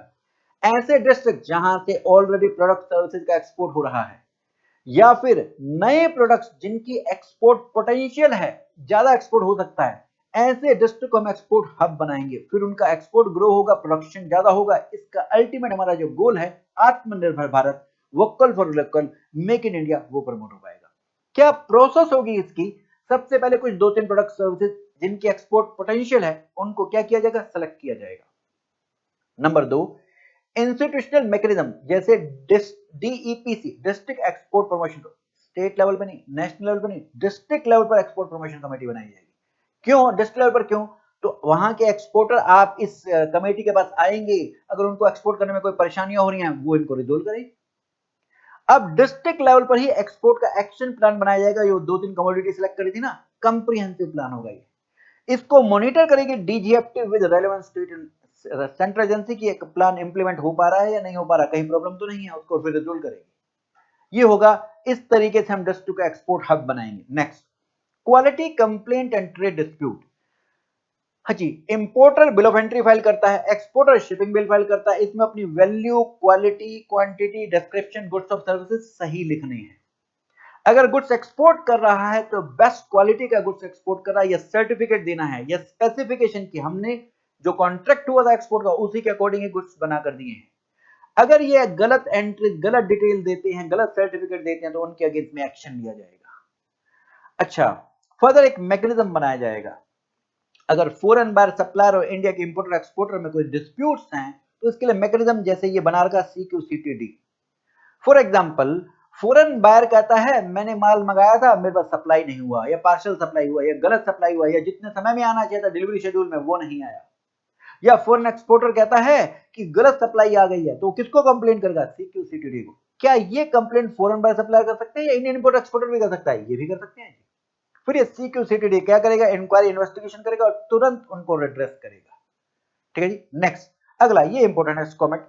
S for special, C for chemical, O for organism, M for material, E for equipment, T for technology. ये हैं क्या? यहां देखिए, ड्यूअल यूज आइटम, जिनका ड्यूअल यूज होता है, सिविल पर्पज से भी और मिलिट्री पर्पज से। जैसे केमिकल है, ड्रोन है। एग्जांपल, ड्रोन का फोटोग्राफी के लिए भी यूज होता है, ड्रोन का बॉम्ब थ्रो करने के लिए भी यूज होता है। आजकल हो रहा है मास डिस्ट्रक्शन में, चाइना, रशिया और यूक्रेन में जो युद्ध चल रहा है, ठीक है, अब तो खत्म ही हो गया लगभग, तो अब ये मास डिस्ट्रक्शन के लिए यूज होता है इसका। तो क्या ऐसे ड्यूअल यूज आइटम जिनका सिविल यूज भी है और वेपन की तरह भी यूज किया जा सकता है, क्या उसको FT के तहत रेगुलेट करना जरूरी है? जी। अब ऐसे गुड्स को हम प्रोहिबिटेड में डालें, रेस्ट्रिक्टेड में डालें, फ्री में डालें? फ्री में तो नहीं, हमने प्रोहिबिटेड और रेस्ट्रिक्टेड में डाल रखा है, जिसके लिए फिर अथोराइजेशन चाहिए होगी। अच्छा, इसके लिए फिर कॉमेंट लिस्ट बनानी पड़ेगी। जी, भारत का कई देशों के साथ इंटरनेशनल कन्वेंशन एग्रीमेंट साइन कर रखा, हम उनके मेंबर हैं, तो वो इंटरनेशनल लेवल पर भी लिस्ट बनी होगी। हम भी अपनी लिस्ट क्या उसी को अलाइन कर ही बनाएं? जी, हमारी नेशनल एक्सपोर्ट कंट्रोल लिस्ट जो है वो इसी के अकॉर्डिंग ही होगी, जो इंटरनेशनल कन्वेंशन के तहत जो कंट्रोल लिस्ट बनी हुई है। तो 2 नंबर का आएगा क्वेश्चन, तो ये मेंशन करेंगे। नेक्स्ट, अब हम करने जा रहे हैं क्या? General provision. पहले हम इंपोर्ट एक्सपोर्ट दोनों के कॉमन कराएंगे, फिर सिर्फ इंपोर्ट के, फिर सिर्फ एक्सपोर्ट के। अब पहले कॉमन। सबसे पहले अगर आपको इंपोर्ट एक्सपोर्ट करना, तो आप गुड्स को चेक करो, फ्री है, रेस्ट्रिक्टेड है, प्रोहिबिटेड है, ST आइटम है। प्रोहिबिशन DGFT नोटेशन के थ्रू भी दे सकती है। अगर रेस्ट्रिक्शन है तो फिर आपको परमिशन, अथोराइजेशन लेनी पड़ेगी, जिसको मैं वर्ड अथोराइजेशन के लिए परमिशन वर्ड बोला करूंगा। ठीक है, अगर इंपोर्ट अथोराइजेशन है, लेनी होती है इंपोर्ट पर, अगर ये वाली अथोराइजेशन है, तो ये एक्चुअल यूजर ही लेकर आ पाएगा, क्योंकि उसे फिर उससे गुड्स बनाकर मैन्युफैक्चर करके एक्सपोर्ट करना है ना। अच्छा, अथोराइजेशन मैंने अभी आपको दिखाया ही था, डीजीएफटी की साइट पर यहां पर आप सर्विसेज में जाइए, सर्विसेज में जाइए, यहां क्लिक कीजिए और सर्विसेज में ये ईपीसीजी एडवांस डीएफआई ये यहां पर अप्लाई कर सकते हैं। ठीक है जी, ओके जी। नेक्स्ट अदर जनरल प्रोविजन, हाँ जी, आईटीसीएचएस, इसका यूज दो जगह है। जैसे अभी मैं आपको यहां दिखा रहा कि यहां से इधर से क्या पता लगेगा, डीजीएफटी की साइड से, डीजीएफटी की साइड से हमें पता लगेगा स्टेटस क्या है इसका, कि ये रेस्ट्रिक्टेड है, प्रोहिबिटेड है। जैसे यहां पर आप देख रहे थे चैप्टर में, रेस्ट्रिक्टेड है, प्रोहिबिटेड है, क्या है ये पता लगेगा यहां से। ओके, तो स्टेटस पता लगेगा। और इसके अलावा इसका कस्टम टैरिफ में भी यही 8 डिजिट का कोड था, वहां से क्या पता लगता था, ड्यूटी का रेट। अच्छा, ये रेस्ट्रिक्शन किसी अदर लॉ में भी हो सकती है, वो भी चेक करनी पड़ेगी। नेक्स्ट स्टेट ट्रेडिंग एंटरप्राइज, यह भी बताया था, कुछ गुड्स आप डायरेक्टली इंपोर्ट नहीं कर सकते, इन्हीं के थ्रू ही इंपोर्ट करना होगा या एक्सपोर्ट करना होगा। ये गवर्नमेंट, नॉन गवर्नमेंटल एंटरप्राइज या मार्केटिंग बोर्ड्स हैं, ये कुछ एग्जांपल दे रखे, ठीक है। लेकिन डीजीएफटी चाहे तो उसकी मर्जी है, वो किसी और को भी अथोराइजेशन दे सकती है जो एक्सक्लूसिव एसटी ही इंपोर्ट एक्सपोर्ट कर सकती थी, वो वाले गुड्स के लिए और किसी को भी परमिशन दे सकती है। नेक्स्ट आईईसी, ये क्या है, इंपोर्ट एक्सपोर्ट कोड। अगर आपको इंपोर्ट एक्सपोर्ट करना है तो ये होना चाहिए। अनटिल अनलेस एग्जाम्प्ट है, जैसे बैगेज के लिए एग्जाम्प्ट है। ये पैन नंबर ही जो आपका 10 नंबर का होता है ना, वही आपको मिल जाता है, बस अप्लाई करना पड़ता है, बस अप्लाई करना पड़ता है। हाँ जी, क्या आपको हर साल अपना अपडेट करना पड़ेगा आईसी डिटेल, चाहे कोई चेंज ना हो, डीजीएफटी की साइट पे अपडेट करना है, नहीं तो इनएक्टिव हो जाएगा, डीएक्टिवेट हो जाएगा। क्या नुकसान होगा उससे, फिर आप इंपोर्ट एक्सपोर्ट नहीं कर पाओगे। नेक्स्ट, हाँ जी, मैंडेटरी डॉक्यूमेंट, हम इंपोर्ट एक्सपोर्ट को सरल करना चाहते हैं तो डॉक्यूमेंट कम से कम रखना चाहते हैं। पहले दो पॉइंट तो इंपोर्ट एक्सपोर्ट दोनों में कॉमन है। पहला ट्रांसपोर्ट का डॉक्यूमेंट है, जैसे अगर आप शिप के थ्रू इंपोर्ट एक्सपोर्ट कर रहे हैं तो shipping company bill of lading issue करती है, एयरलाइंस एयरवेज बिल, रोड के केस में लोरी रिसिप्ट या बिल्टी होती है, रेल के केस में रेलवे रिसिप्ट, पोस्ट के लिए पोस्टल रिसिप्ट। ये पहला पॉइंट कॉमन है। दूसरा, इनवॉइस पैकिंग लिस्ट, जब आप इंपोर्ट करके ला रहे हो तो कस्टमर को ये दिखानी है, आपका माल फिर क्लियर हो जाएगा ना। ये पैकिंग लिस्ट क्या होती है जी, इस पैकेट में क्या क्या चीजें हैं वो लिखी होती है, नाम, क्वांटिटी, गुड्स। इसके अलावा इंपोर्ट के केस में बिल ऑफ एंट्री, एक्सपोर्ट के केस में शिपिंग बिल या बिल ऑफ एक्सपोर्ट या पोस्टल बिल ऑफ एक्सपोर्ट, ये होंगे। हाँ, कुछ और स्पेसिफिक केसेस में इन 3 डॉक्यूमेंट के अलावा भी कुछ डॉक्यूमेंट देने पड़ सकते हैं, जैसे कम रेट लगवाना है तो certificate of origin of preferential rate लगवाने के लिए, ठीक है। नेक्स्ट, हाँ जी, पैनल एक्शन, हाँ जी, हमने जो अथोराइजेशन दिया था उसमें कुछ कंडीशन लगाई है, अगर आप उनको वॉयलेट करते हैं, या आपको एक्सपोर्ट करना था, अगर आप एक्सपोर्ट नहीं करते हैं, या आपको नोटिस आया आप वो अमाउंट डिपॉजिट नहीं करते, हम आपके ऊपर पेनल्टी लगाएंगे। नंबर 2 सॉरी, नंबर 2, आपको हम डाल देंगे ब्लैक लिस्ट में, जिसे हम डिनाइड एंटिटी लिस्ट बोलते हैं। फिर क्या होगा, आप नए लाइसेंस नहीं ले पाएंगे, अथोराइजेशन नहीं ले पाएंगे, और अगर आपको पुराने मिल रखे थे उनको हम रिन्यू नहीं करा पाओगे, रिन्यू नहीं करा पाओगे। कब तक आप यहां पर आओगे, जब तक आप अपने टैक्स या एक्सपोर्ट ऑब्लिगेशन फुलफिल नहीं कर देते, या पेनल्टी जो आपके है वो नहीं पे कर देते। चलिए, इसके बाद नेक्स्ट, इंपोर्ट ऑफ गुड्स के लिए अब तक कॉमन पॉइंट किए थे, अब हम इंपोर्ट ऑफ गुड्स के लिए पॉइंट करने जा रहे हैं। सर पहले कुछ क्वेश्चन करा दो ना इसका जी, तो एक बार आइए क्वेश्चन देख लेते हैं, फिर यहां पर वापस आ जाएंगे। पहले क्वेश्चन देख लेते हैं, एक क्वेश्चन देखेंगे। हाँ जी, अगर आपको डाउट अराइज होता है एफटीपी के किसी प्रोविजन में, आप सीबीआईसी के पास जाते हैं, डीजीएफटी के पास, डीजीएफटी के पास, कह रहा है ये स्टेटमेंट फॉल्स है या ट्रू है, फॉल्स है जी, आप डीजीएफटी के पास जाते हैं, उसका डिसीजन फाइनल होता है। नेक्स्ट, अथोराइजेशन एक बार आपने क्लेम किया, डीजीएफटी इसको रिफ्यूज नहीं कर सकता, नालायक हो गया, डिनाइड एंटिटी लिस्ट में डाल रखा तो वो रिफ्यूज कर देगा, वो रिन्यू नहीं करेगा, वो देगा भी नहीं। नेक्स्ट, आईसी 12 डिजिट का, अरे 10 डिजिट का होता है, अनपढ़ हो गया, ये पैन नंबर ही होता है आपका, ठीक है। हाँ जी, बस जी वापस आ जाएंगे। ओके जी, अब इंपोर्ट के लिए करने जा रहे हैं हम। हाँ जी, हालांकि मैंने इंपोर्ट के लिए करा रहा हूं, लेकिन मैंने एक्सपोर्ट के 3 पॉइंट यहां दे दिए हैं। क्यों दे दिए हैं, क्योंकि ये इसी से मैचिंग है, जैसे गिफ्ट की बात होगी, सैंपल की बात होगी, तो इसलिए मैंने यही डाल दिए हैं। Import of goods, actual user condition, actual user condition क्या होता है, हमें यूज करके मैन्युफैक्चर करना है, कुछ बनाना है। ओके, अगर फ्री गुड्स हैं कोई भी ला सकता है, लेकिन अगर अथोराइजेशन चाहिए तो एक्चुअल यूजर ही लेकर आएगा, बस ये रेस्ट्रिक्टेड गुड्स की बात हो गई। ओके, नेक्स्ट, अब हम बात करते हैं सैंपल की। हाँ जी, सैंपल आप बाहर एक्सपोर्ट क्यों करोगे, ताकि एक्सपोर्ट ऑर्डर मिले, तो आप फ्रीली इंपोर्टेबल आइटम, हाँ जी जरा ध्यान दीजिए, मैं यहां पर आपको क्या दिखा रहा था, मैं आपको दिखा रहा था एक इंपोर्ट पॉलिसी है, इसमें आप ओपन करते हैं तो हो सकता है इस शेड्यूल 1 में वो फ्री हो, लेकिन शेड्यूल 2 जो एक्सपोर्ट की है यहां रेस्ट्रिक्टेड हो, यार वाइस वर्सा भी हो सकता है, यहां फ्री हो वहां शेड्यूल 1 में रेस्ट्रिक्टेड हो, तो आपको चेक करना पड़ेगा, राइट, चेक करना पड़ेगा। अब हम कह रहे हैं क्या, आपको वैसे तो फ्रीली इंपोर्टेबल आइटम है, उस लिस्ट में इंपोर्ट वाली शेड्यूल 1 में फ्री है, तो आप इनका एक्सपोर्ट सैंपल भेज सकते हैं बिना कोई लिमिट के। नेक्स्ट इंपोर्ट की बात करें, सैंपल, सैंपल वैसे रेस्ट्रिक्टेड आइटम के लिए आपको लाइसेंस चाहिए होता है, लेकिन अगर आप फ्री गुड्स या रेस्ट्रिक्टेड आइटम दोनों, अदर गुड्स रेस्ट्रिक्टेड दोनों का आप सैंपल लेकर आना चाहते हैं इंडिया में, तो बिना कोई परमिशन के, बिना कोई अथोराइजेशन के आप फ्री इंपोर्ट का मतलब ये नहीं है कि ड्यूटी नहीं लगेगी, ड्यूटी तो लगेगी लेकिन परमिशन नहीं लेनी, परमिशन नहीं लेनी सैंपल के लिए। वैसे कमर्शियल क्वांटिटी में परचेज करोगे तो रेस्ट्रिक्टेड गुड्स पे परमिशन चाहिए होती है, लेकिन सैंपल ला रहे हो तो परमिशन नहीं चाहिए। नेक्स्ट, इसके अलावा लेकिन अगर आप इन गुड्स की, हेलो हेलो हेलो, इन गुड्स की अगर आप सैंपल लेके आ रहे हो, डिफेंस सिक्योरिटी आइटम, सीड्स, बीज, न्यू ड्रग्स, इनके लिए परमिशन लेनी पड़ेगी। अब ड्यूटी फ्री की बात करते हैं, अभी तो परमिशन की बात कर रहे थे ना, ऑथराइजेशन की। अब ड्यूटी फ्री सैंपल 3 लाख तक के आप बिना ड्यूटी के ला सकते हो कुछ कंडीशन के साथ में। नेक्स्ट, गिफ्ट की बात करते हैं। हाँ जी, गिफ्ट आप बाहर देना चाहते हो, आपका कोई दोस्त यारा प्यारा रिलेटिव बाहर रहता है, आप उसको आप गिफ्ट देना चाहते हो, अगर रेस्ट्रिक्टेड गुड्स हैं भेजना चाहते हो परमिशन लेनी पड़ेगी, फ्री गुड्स हैं या एडिबल ऑयल 5 लाख तक का तो अब ये फ्री है तो फिर परमिशन नहीं चाहिए, भेज दो जी। नेक्स्ट, अगर आप इंपोर्ट करना चाहते हैं गिफ्ट, फिर तो जनरली प्रोहिबिटेड है, सैंपल ले नहीं सकते आप। आपके कोई रिलेटिव बाहर रहते हैं, दोस्त बाहर रहता है, वो आपको गिफ्ट भेज, वो यहाँ गिफ्ट भेज रहा है, वो आप प्रोहिबिटेड है ना, प्रोहिबिटेड। हाँ, लेकिन अगर आपकी बहन बाहर रहती है, वो आपको राखी भेज रही है, या आपका जीवन संकट में आ गया, आपको लाइफ सेविंग मेडिसिन चाहिए, ये आप ला सकते हैं, या अगर आपको गिफ्ट में मिले हैं, ये आप ला सकते हैं, ये आप ला सकते हैं। कैसे इंपोर्ट या इन पोस्ट कुरियर इनके थ्रू भी आप ला सकते हैं, जहां पर कस्टम क्लियरेंस की जरूरत होती है। हाँ जी, वैसे हम कह रहे हैं जनरली प्रोहिबिटेड है, लेकिन ये राखी लाइफ सेविंग मेडिसिन के लिए अलाउड है। दूसरा, अगर आप ड्यूटी पे करने के लिए तैयार हो गिफ्ट के ऊपर में, फिर आप ला सकते हो, फिर हमें कोई प्रॉब्लम नहीं है। और दूसरा, अगर राखी पर ड्यूटी 100 रुपए लगती है, फिर हम नहीं लेंगे, ये तो ड्यूटी देते भी रिफंड भी नहीं देते, तो कस्टम में आपने पढ़ा था जी।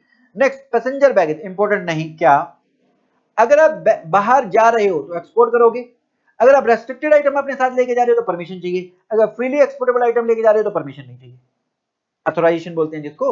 ओके, अगर आप फॉरेन कंट्री से इंडिया में आ रहे हो तो अपने साथ इंपोर्ट करके लाओगे, अगर रेस्ट्रिक्टेड प्रोहिबिटेड या एसटी आइटम लेके आ रहे हो तो परमिशन चाहिए, अथोराइजेशन चाहिए। लेकिन ये वाले गुड्स कौन से, house hold good, personal effect, sample item, drawing pattern etcetera, इनके लिए परमिशन नहीं चाहिए। अच्छा जी, ये जो आपका बैगेज है, आपके साथ कंपनी कर सकता है या अनअकम्पनीड आपके आने से पहले 1 साल पहले आ सकता है, या आपके नहीं, आप अगर आप एक्सपोर्ट कर रहे हो बैगेज की, बाहर जा रहे हो, तो आपके जाने से 1 साल पहले जा सकता है, 1 साल बाद में जा सकता है। ओके जी, नेक्स्ट इसमें आएंगे कहां, प्रोटोटाइप पर। प्रोटोटाइप क्या है जी, अर्ली रिलीज ऑफ प्रोडक्ट, नया या सेकेंड हैंड प्रोटोटाइप बिना परमिशन के ला सकते हो, 3 कंडीशन फुलफिल करनी होगी। पहला, जो ला रहा है वो इंडस्ट्रियल यूजर होना चाहिए, इंडस्ट्रियल यूजर इंपोर्टर होना चाहिए। नंबर 2, वो मैन्युफैक्चरिंग में, प्रोडक्शन में इन्वॉल्व है, या इंडस्ट्रियल लाइसेंस है, या तो प्रोडक्शन करता है या उसमें उसकी रिसर्च कर रहा है। नंबर 3, वो सेल्फ डिक्लेरेशन दे दे, तो मेटलिक वाला तो नहीं, सेकेंड हैंड गुड्स, ये इंपॉर्टेंट है। क्या हम इनपुट की बात करें और दूसरा कैपिटल गुड्स की बात करें, सेकेंड हैंड है, अगर इनपुट जनरली रेस्ट्रिक्टेड है, परमिशन लेनी पड़ेगी लाने के लिए, इंपोर्ट के लिए। कैपिटल गुड्स जनरली फ्री हैं, परमिशन नहीं लेनी पड़ेगी अगर आप इनको इंपोर्ट कर रहे हैं। अब करते हैं जरा डिटेल में। कैपिटल गुड्स, अगर ये 5 + 1 6, 5 तो आप फॉरेन कंट्री से ला रहे हैं, 6 आप एससीआर से ला रहे हैं। क्या लेके आ रहे हैं, पहला एसी पुराना, डीजल जनरेटर पुराना, डेस्कटॉप कंप्यूटर पुराने, या पीसी लैपटॉप के पार्ट्स पुराने, या नोटिफाइड आईटी गुड्स जैसे एग्जांपल लैपटॉप, या अभी आखिरी, ये तो अभी तक बाहर से ला रहे थे, अब ये एससीआर से ला रहे हैं, used IT asset, laptop, desktop, monitor, printer. तो इन 6 के लिए तो आपको परमिशन लेनी पड़ेगी। इन 6 के अलावा अगर कोई आप कैपिटल गुड्स ला रहे हो तो परमिशन नहीं चाहिए। एक और, यहां हमने बात करी थी कंप्यूटर लैपटॉप के पुराने पार्ट्स, अब हम बात कर रहे हैं अगर इनके अलावा किसी और मशीन के पुराने पार्ट्स, रीफर्बिश, रीकंडीशन पार्ट ला रहे हो, अगर उनकी लाइफ 80% से ज्यादा बची हुई है और ये चार्टर इंजीनियर सर्टिफिकेट दे दे, तो ये भी आप बिना परमिशन के ले पाओगे। ड्यूटी फ्री नहीं है, ध्यान रहे, परमिशन की बात करें, ऑथराइजेशन की बात करें। ड्यूटी तो लगती है तो वो लगेगी लगेगी। अच्छा, इनपुट की बात करें, वैसे तो जनरल रेस्ट्रिक्शन थी, लेकिन अगर आप रिपेयर करने के लिए कोई इंपोर्ट कर रहे हैं तो वो भी आप फ्रीली इंपोर्टेबल होगा। तो एक बार शॉर्ट में समराइज करता हूं, इनपुट के लिए जनरली रेस्ट्रिक्शन है, लेकिन अगर आप रिपेयर के लिए ला रहे हैं तो वो फ्री ला सकते हो।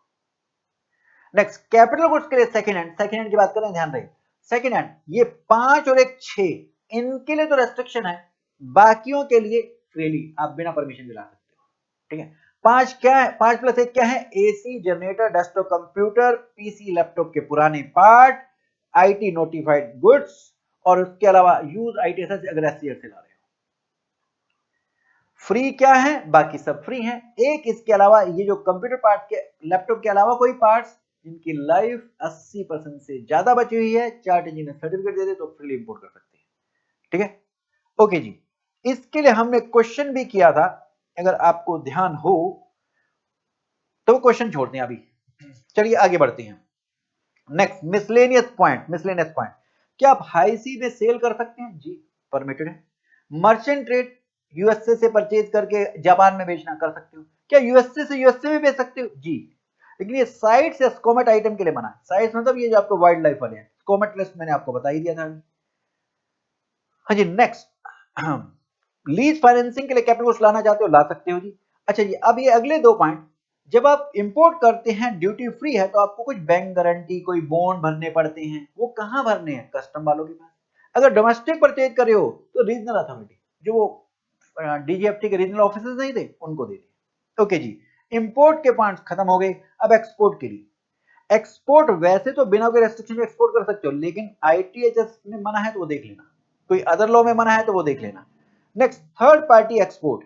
हाँ जी, यूएसए से मिस्टर सीडी के पास ऑर्डर आया एक्सपोर्ट का, इनवॉइस भी यही बनाएगा, लेकिन सीडी के पास गुड्स है नहीं, ये मैन्युफैक्चरर एक्सपोर्टर के पास जाता है, कहता मेरे को ये गुड्स चाहिए। अब हम इस सीडी को थर्ड पार्टी एक्सपोर्टर बोलेंगे, शर्त ये है जब ये शिपिंग बिल बने, सीडी इसमें एबी मैन्युफैक्चरर एक्सपोर्टर का भी नाम लिख, बाकी डॉक्यूमेंट, ये पहला, ये सेकंड पार्ट यही है, शिपिंग बिल, मैन्युफैक्चरिंग और थर्ड पार्टी एक्सपोर्टर दोनों का नाम होना चाहिए, लेकिन बाकी चीजें जैसे invoice, export order, bank relation certificate, वो इस थर्ड पार्टी एक्सपोर्टर के नाम से हो सकती है। तो थर्ड पार्टी एक्सपोर्टर कौन है? जो अनदर एक्सपोर्टर के बिहाफ पर एक्सपोर्ट करता है। ठीक है जी, ओके जी, यही सेम हमने क्वेश्चन किया था, ये इंपॉर्टेंट था। ठीक है, यही सेम क्वेश्चन किया था, ये नाम भी मैंने एबीसीडी वही यूज कर रखे थे वहां पर। इसमें फर्क क्या था इस क्वेश्चन में, इसमें इन्होंने मैन्युफैक्चरर एक्सपोर्टर एबी का नाम नहीं लिखा था शिपिंग बिल में, तो फिर इसने पूछा कि क्या एबी को एक्सपोर्टर मानेंगे? नहीं मानेंगे, नहीं मानेंगे। नेक्स्ट, इंपोर्ट फॉर एक्सपोर्ट, ये तो पढ़ने होती है। हाँ जी, next, payment and receipt on import export. हाँ जी, ये जो आप फॉरेन, जब आप एक्सपोर्ट करेंगे तो कॉन्ट्रैक्ट होगा, वो तो आपका आईएनआर या फॉरेन करेंसी में हो सकता है, लेकिन जो पैसे लेके आना वो फॉरेन एक्सचेंज ही लेके आना। कौन सा, कौन एक्सपोर्ट प्रोसीड जो है वो आपको रियलाइज करनी है फ्रीली कन्वर्टेबल फॉरेन करेंसी में। फ्रीली कन्वर्टेबल फॉरेन करेंसी क्या होती है? जैसे डॉलर होगी, पाउंड होगी, मतलब जिस पर गवर्नमेंट ने कोई रेस्ट्रिक्शन नहीं डाल रखी, वो फ्रीली कन्वर्टेबल फॉरेन करेंसी होती है। ओके, हाँ जी, क्या रुपीज में भी ला सकते हो अगर परमिट कर रखा है तो? जैसे रशिया से हम डीलिंग कर रहे थे, उसके लिए परमिट कर दिया था आरबीआई ने कि आप पोस्टल अकाउंट में ले सकते हैं। नेक्स्ट, अगर आपने एक्सपोर्ट प्रोसीड रियलाइज नहीं करी, आपके अगेंस्ट पेनल एक्शन किया जाएगा और जो आपने बेनिफिट ले रखे हैं वो आपको वापस करने पड़ेंगे। ठीक है जी, वो वापस करने पड़ेंगे। लेकिन अगर कोई प्रॉब्लम, मान लीजिए रशिया यूक्रेन में युद्ध हो रहा है, एक्सपोर्ट जिसको आपने बेचा था माल वो ही मारा गया है, तो आप आरबीआई से वेव ऑफ करा लो, वेव ऑफ करते हैं। Next, EPC, export promotion council, बहुत इंपॉर्टेंट। आईसीआई के आप मेंबर हैं, आईसीआई का काम है अकाउंट्स को प्रमोट करना, अकाउंटिंग बॉडी, उसके मेंबर हैं तो आपको मेंबरशिप सर्टिफिकेट मिलता है। ऐसे एक्सपोर्टर्स के लिए अलग अलग गुड्स के लिए एक्सपोर्ट प्रमोशन काउंसिल बनी हुई है, जैसे लेदर के लिए ईपीसी, ज्वेलरी के लिए ईपीसी, सर्विसेज के लिए ईपीसी। अगर आप इसके मेंबर हैं तो आपको एक सर्टिफिकेट मिलता है, आरसीएमसी, रजिस्ट्रेशन कम मेंबरशिप सर्टिफिकेट। ये किस लिए जरूरी है? अगर कोई एक्सपोर्ट का बेनिफिट कंसेशन लेना चाहते हैं या ऑथराइजेशन लेना चाहते हैं तो इस आरसीएमसी की जरूरत है। नेक्स्ट मंथ सेल्फ सर्टिफिकेशन वाला तो अभी करा दिया था, चलते हैं आगे। हाँ जी, अब शुरू हो रही है main important export promotion schemes. अभी एक आइडिया दिया था, वही आइडिया मैं एक बार फिर से आपको याद दिलाता हूं, और फिर इन स्कीम्स को करते हैं। हाँ जी, यहां देखिए जरा। हाँ जी, अगर मैं ड्यूटी पे कर मैदा, शुगर, मिल्क पाउडर ला रहा हूं, इससे मैं बिस्किट बनाता हूं और इसे मैं एक्सपोर्ट करता हूं, तो ये जो मैंने बीसीडी दी थी इसका मेरे को मिल जाएगा ड्रॉबैक। ये मिल जाएगा मेरे को ड्रॉबैक। जिन ड्यूटीज का रिफंड कहीं और नहीं मिलता, टैक्सेस का रिफंड कहीं और नहीं मिलता, वो आरओडीटीईपी स्कीम के तहत मिल जाएगा। ये है हमारी ड्यूटी रेमिशन स्कीम 2। अगर मेरे पास ऑलरेडी एक्सपोर्ट ऑर्डर है तो मैं सियोन के बेसिस पर डबल ए के लिए अप्लाई करूंगा या डीएफआई के लिए अप्लाई करूंगा, तो इंपोर्ट पर मेरे को ड्यूटी टैक्सेस नहीं देने पड़ेंगे। इंपोर्ट पर मेरे को ड्यूटी टैक्सेस नहीं देने पड़ेंगे। अगर मैं मशीन लाना चाहता हूं बिना ड्यूटी टैक्सेस के, तो मेरे को ईपीजी स्कीम के लिए अप्लाई करना होगा। ईपीजी स्कीम के लिए अप्लाई करना होगा। ओके जी। फिर इन गुड्स को एक्चुअल यूजर कंडीशन है, हमें मैन्युफैक्चर करना है।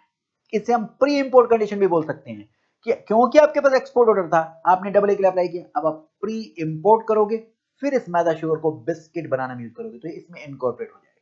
इसे प्री इंपोर्ट कंडीशन भी बोल सकते हैं। फिर आपकी एक्सपोर्ट ऑब्लिगेशन है, ये आपको एक्सपोर्ट करना है जी। ये जो आपने बिस्किट बनाया इसे आपको एक्सपोर्ट करना है। आइए यही बातें अब हम डिटेल में डिस्कस करते हैं। कहां? आइए यहां हम डिस्कस करने जा रहे हैं पेज नंबर 19 पर। पहले ड्यूटी एग्जामिशन स्कीम दिया डबल एडीएफआई। ड्यूटी रेमिशन स्कीम में ड्यूटी ड्रॉबैक है, आरओडीटीईपी है, और एक ये स्कीम आपके कोर्स में है नहीं। तो डबल एडीएफआई और आपका आरओडीटीईपी ये तो इंपॉर्टेंट है, बाकी ये इंपॉर्टेंट है नहीं। अब डबल एडीएफआई के उन्होंने एक चार्ट दिया, यहाँ एक तरफ डबल ए दूसरी तरफ डीएफआई है, तो हम पहले डबल ए की बात करेंगे। ठीक है। पहला, क्या डबल ए तभी मिलेगा अगर सीओ नोटिफाइड है आपके प्रोडक्ट के लिए? नहीं, सीओ नोटिफाइड है तो मिल ही जाएगा। अगर सीओ नोटिफाइड नहीं है तो फिक्स करा लो नॉर्म कमेटी से, फिर ले लो डबल ए। लेकिन अगर अभी टाइम लगेगा तो सेल्फ डिक्लेरेशन बेसिस पर खुद बता दो कितना कितना मैदा कितना शुगर यूज होगा, वो बता दो। अगर फिक्स नहीं है तो बाद में नॉर्म कमेटी उसको अप्रूव करती रहेगी। या एक और सेल्फ रेक्टिफिकेशन स्कीम, यहां नॉर्म कमेटी भी अप्रूव नहीं करेगी। इसका मतलब ये तो बड़े बड़े एक्सपोर्टर को ही मिलता होगा। जी हाँ, ये किसको मिलता है? नेक्स्ट पेज पे देखिए, जिसको एईओ सर्टिफिकेट मिल रखा है या स्टेटस होल्डर 2 स्टार या अबव वाले जिन्होंने एईओ के लिए अप्लाई कर रखा है, यही लोग ही सेल्फ रेक्टिफिकेशन स्कीम के लिए अप्लाई कर सकते हैं। हाँ, ये 2 स्टार वाले अप्लाई तो कर सकते हैं कि मेरे को सेल्फ रेक्टिफिकेशन स्कीम दो, लेकिन डीजीएफटी की मर्जी उनको डिनाई कर सकता है। एईओ सर्टिफिकेट होना चाहिए ना जी। अच्छा, ये इसके लिए सेल्फ रेक्टिफिकेशन स्कीम के लिए एप्लीकेशन लगानी होगी जी, साथ में चार्ट इंजीनियर का सर्टिफिकेट। क्या फायदा होता है स्कीम में? आप खुद अपना बता देते हैं, इतना मैदा इतना शुगर इतना इतना यूज होगा, वो वही मान लेंगे। ये क्या अप्रूव नहीं होता नॉर्म कमेटी से? नहीं, ये नॉर्म कमेटी के पास रेफर ही नहीं किया जाता रेटिफिकेशन के लिए। अच्छा, ये कब आप अप्लाई करते हैं इस रेटिफिकेशन स्कीम के लिए? जब सियोन नोटिफाइड नहीं है या सियोन नोटिफाइड है लेकिन आप एडिशनल इनपुट यूज करना चाहते हैं। एडिशनल इनपुट का मतलब ये कतई नहीं है कि ज्यादा क्वांटिटी वैल्यू, ना ना ना ना। एडिशनल इनपुट का मतलब है, जैसे मान लीजिए सियोन नोटिफाइड है तो उसमें बता रहा है मैदा शुगर इतना यूज कर सकते हो, उसमें चेरी के बारे में नहीं बताया हुआ, ये एडिशनल इनपुट है। तो मैं इस चेरी को यूज करना चाहता हूं बिस्किट बनाने के लिए, तो आपको ये इसके लिए रेटिफिकेशन स्कीम में दे देंगे, अलाउ कर देंगे। तो अब नेक्स्ट पॉइंट। हाँ जी, नेक्स्ट पॉइंट एलिजिबिलिटी। ये एलिजिबिलिटी हो गया। कौन ये जो आप आइटम इंपोर्ट करेंगे डबल ए के अगेंस्ट में क्या क्या इंपोर्ट कर सकते हैं? जैसे हम ये मैदा शुगर की बात कर रहे थे जो इनकॉर्पोरेट हो जाएंगे बिस्किट बनाने में, आप ये इंपोर्ट कर सकते हैं। या मशीन तो ईपीसी स्कीम के साथ इंपोर्ट करेंगे, कोई फ्यूल ऑयल कैटलिस्ट चाहिए जो कंज्यूम हो जाएंगे मैन्युफैक्चरिंग प्रोसेस में, आप वो इंपोर्ट कर सकते हैं। नंबर 3, मेरा काम मान लीजिए कार एक्सपोर्ट करना, तो कार में एक एक्स्ट्रा व्हील भेजना पड़ता है ना, स्टेपनी बोलते हैं जिसको, वो मैं स्टेपनी इंपोर्ट कर सकता हूं जी। मैं कार बनाकर भेजता हूं, मैं स्टेपनी इंपोर्ट कर सकता हूं। मैंडेटरी कितना, जितना आपका डबल ए की वैल्यू है उसका 10% आप ड्यूटी फ्री इंपोर्ट कर सकते हैं स्पेयर्स जो आपको एक्सपोर्ट करने हैं। ओके, हाँ जी। कब ये मिलेगा यहां से समझिए, एक डबल ए होल्डर वाई है, एक डबल ए होल्डर एक्स है। पहले डबल ए होल्डर एक्स की बात करते हैं। मैं चाहता हूं बिस्किट बनाना, तो मैं डबल ए के लिए अप्लाई करूं, मैदा शुगर मिल्क पाउडर लाऊं, इससे बिस्किट बनाऊं, एक्सपोर्ट कर दूं।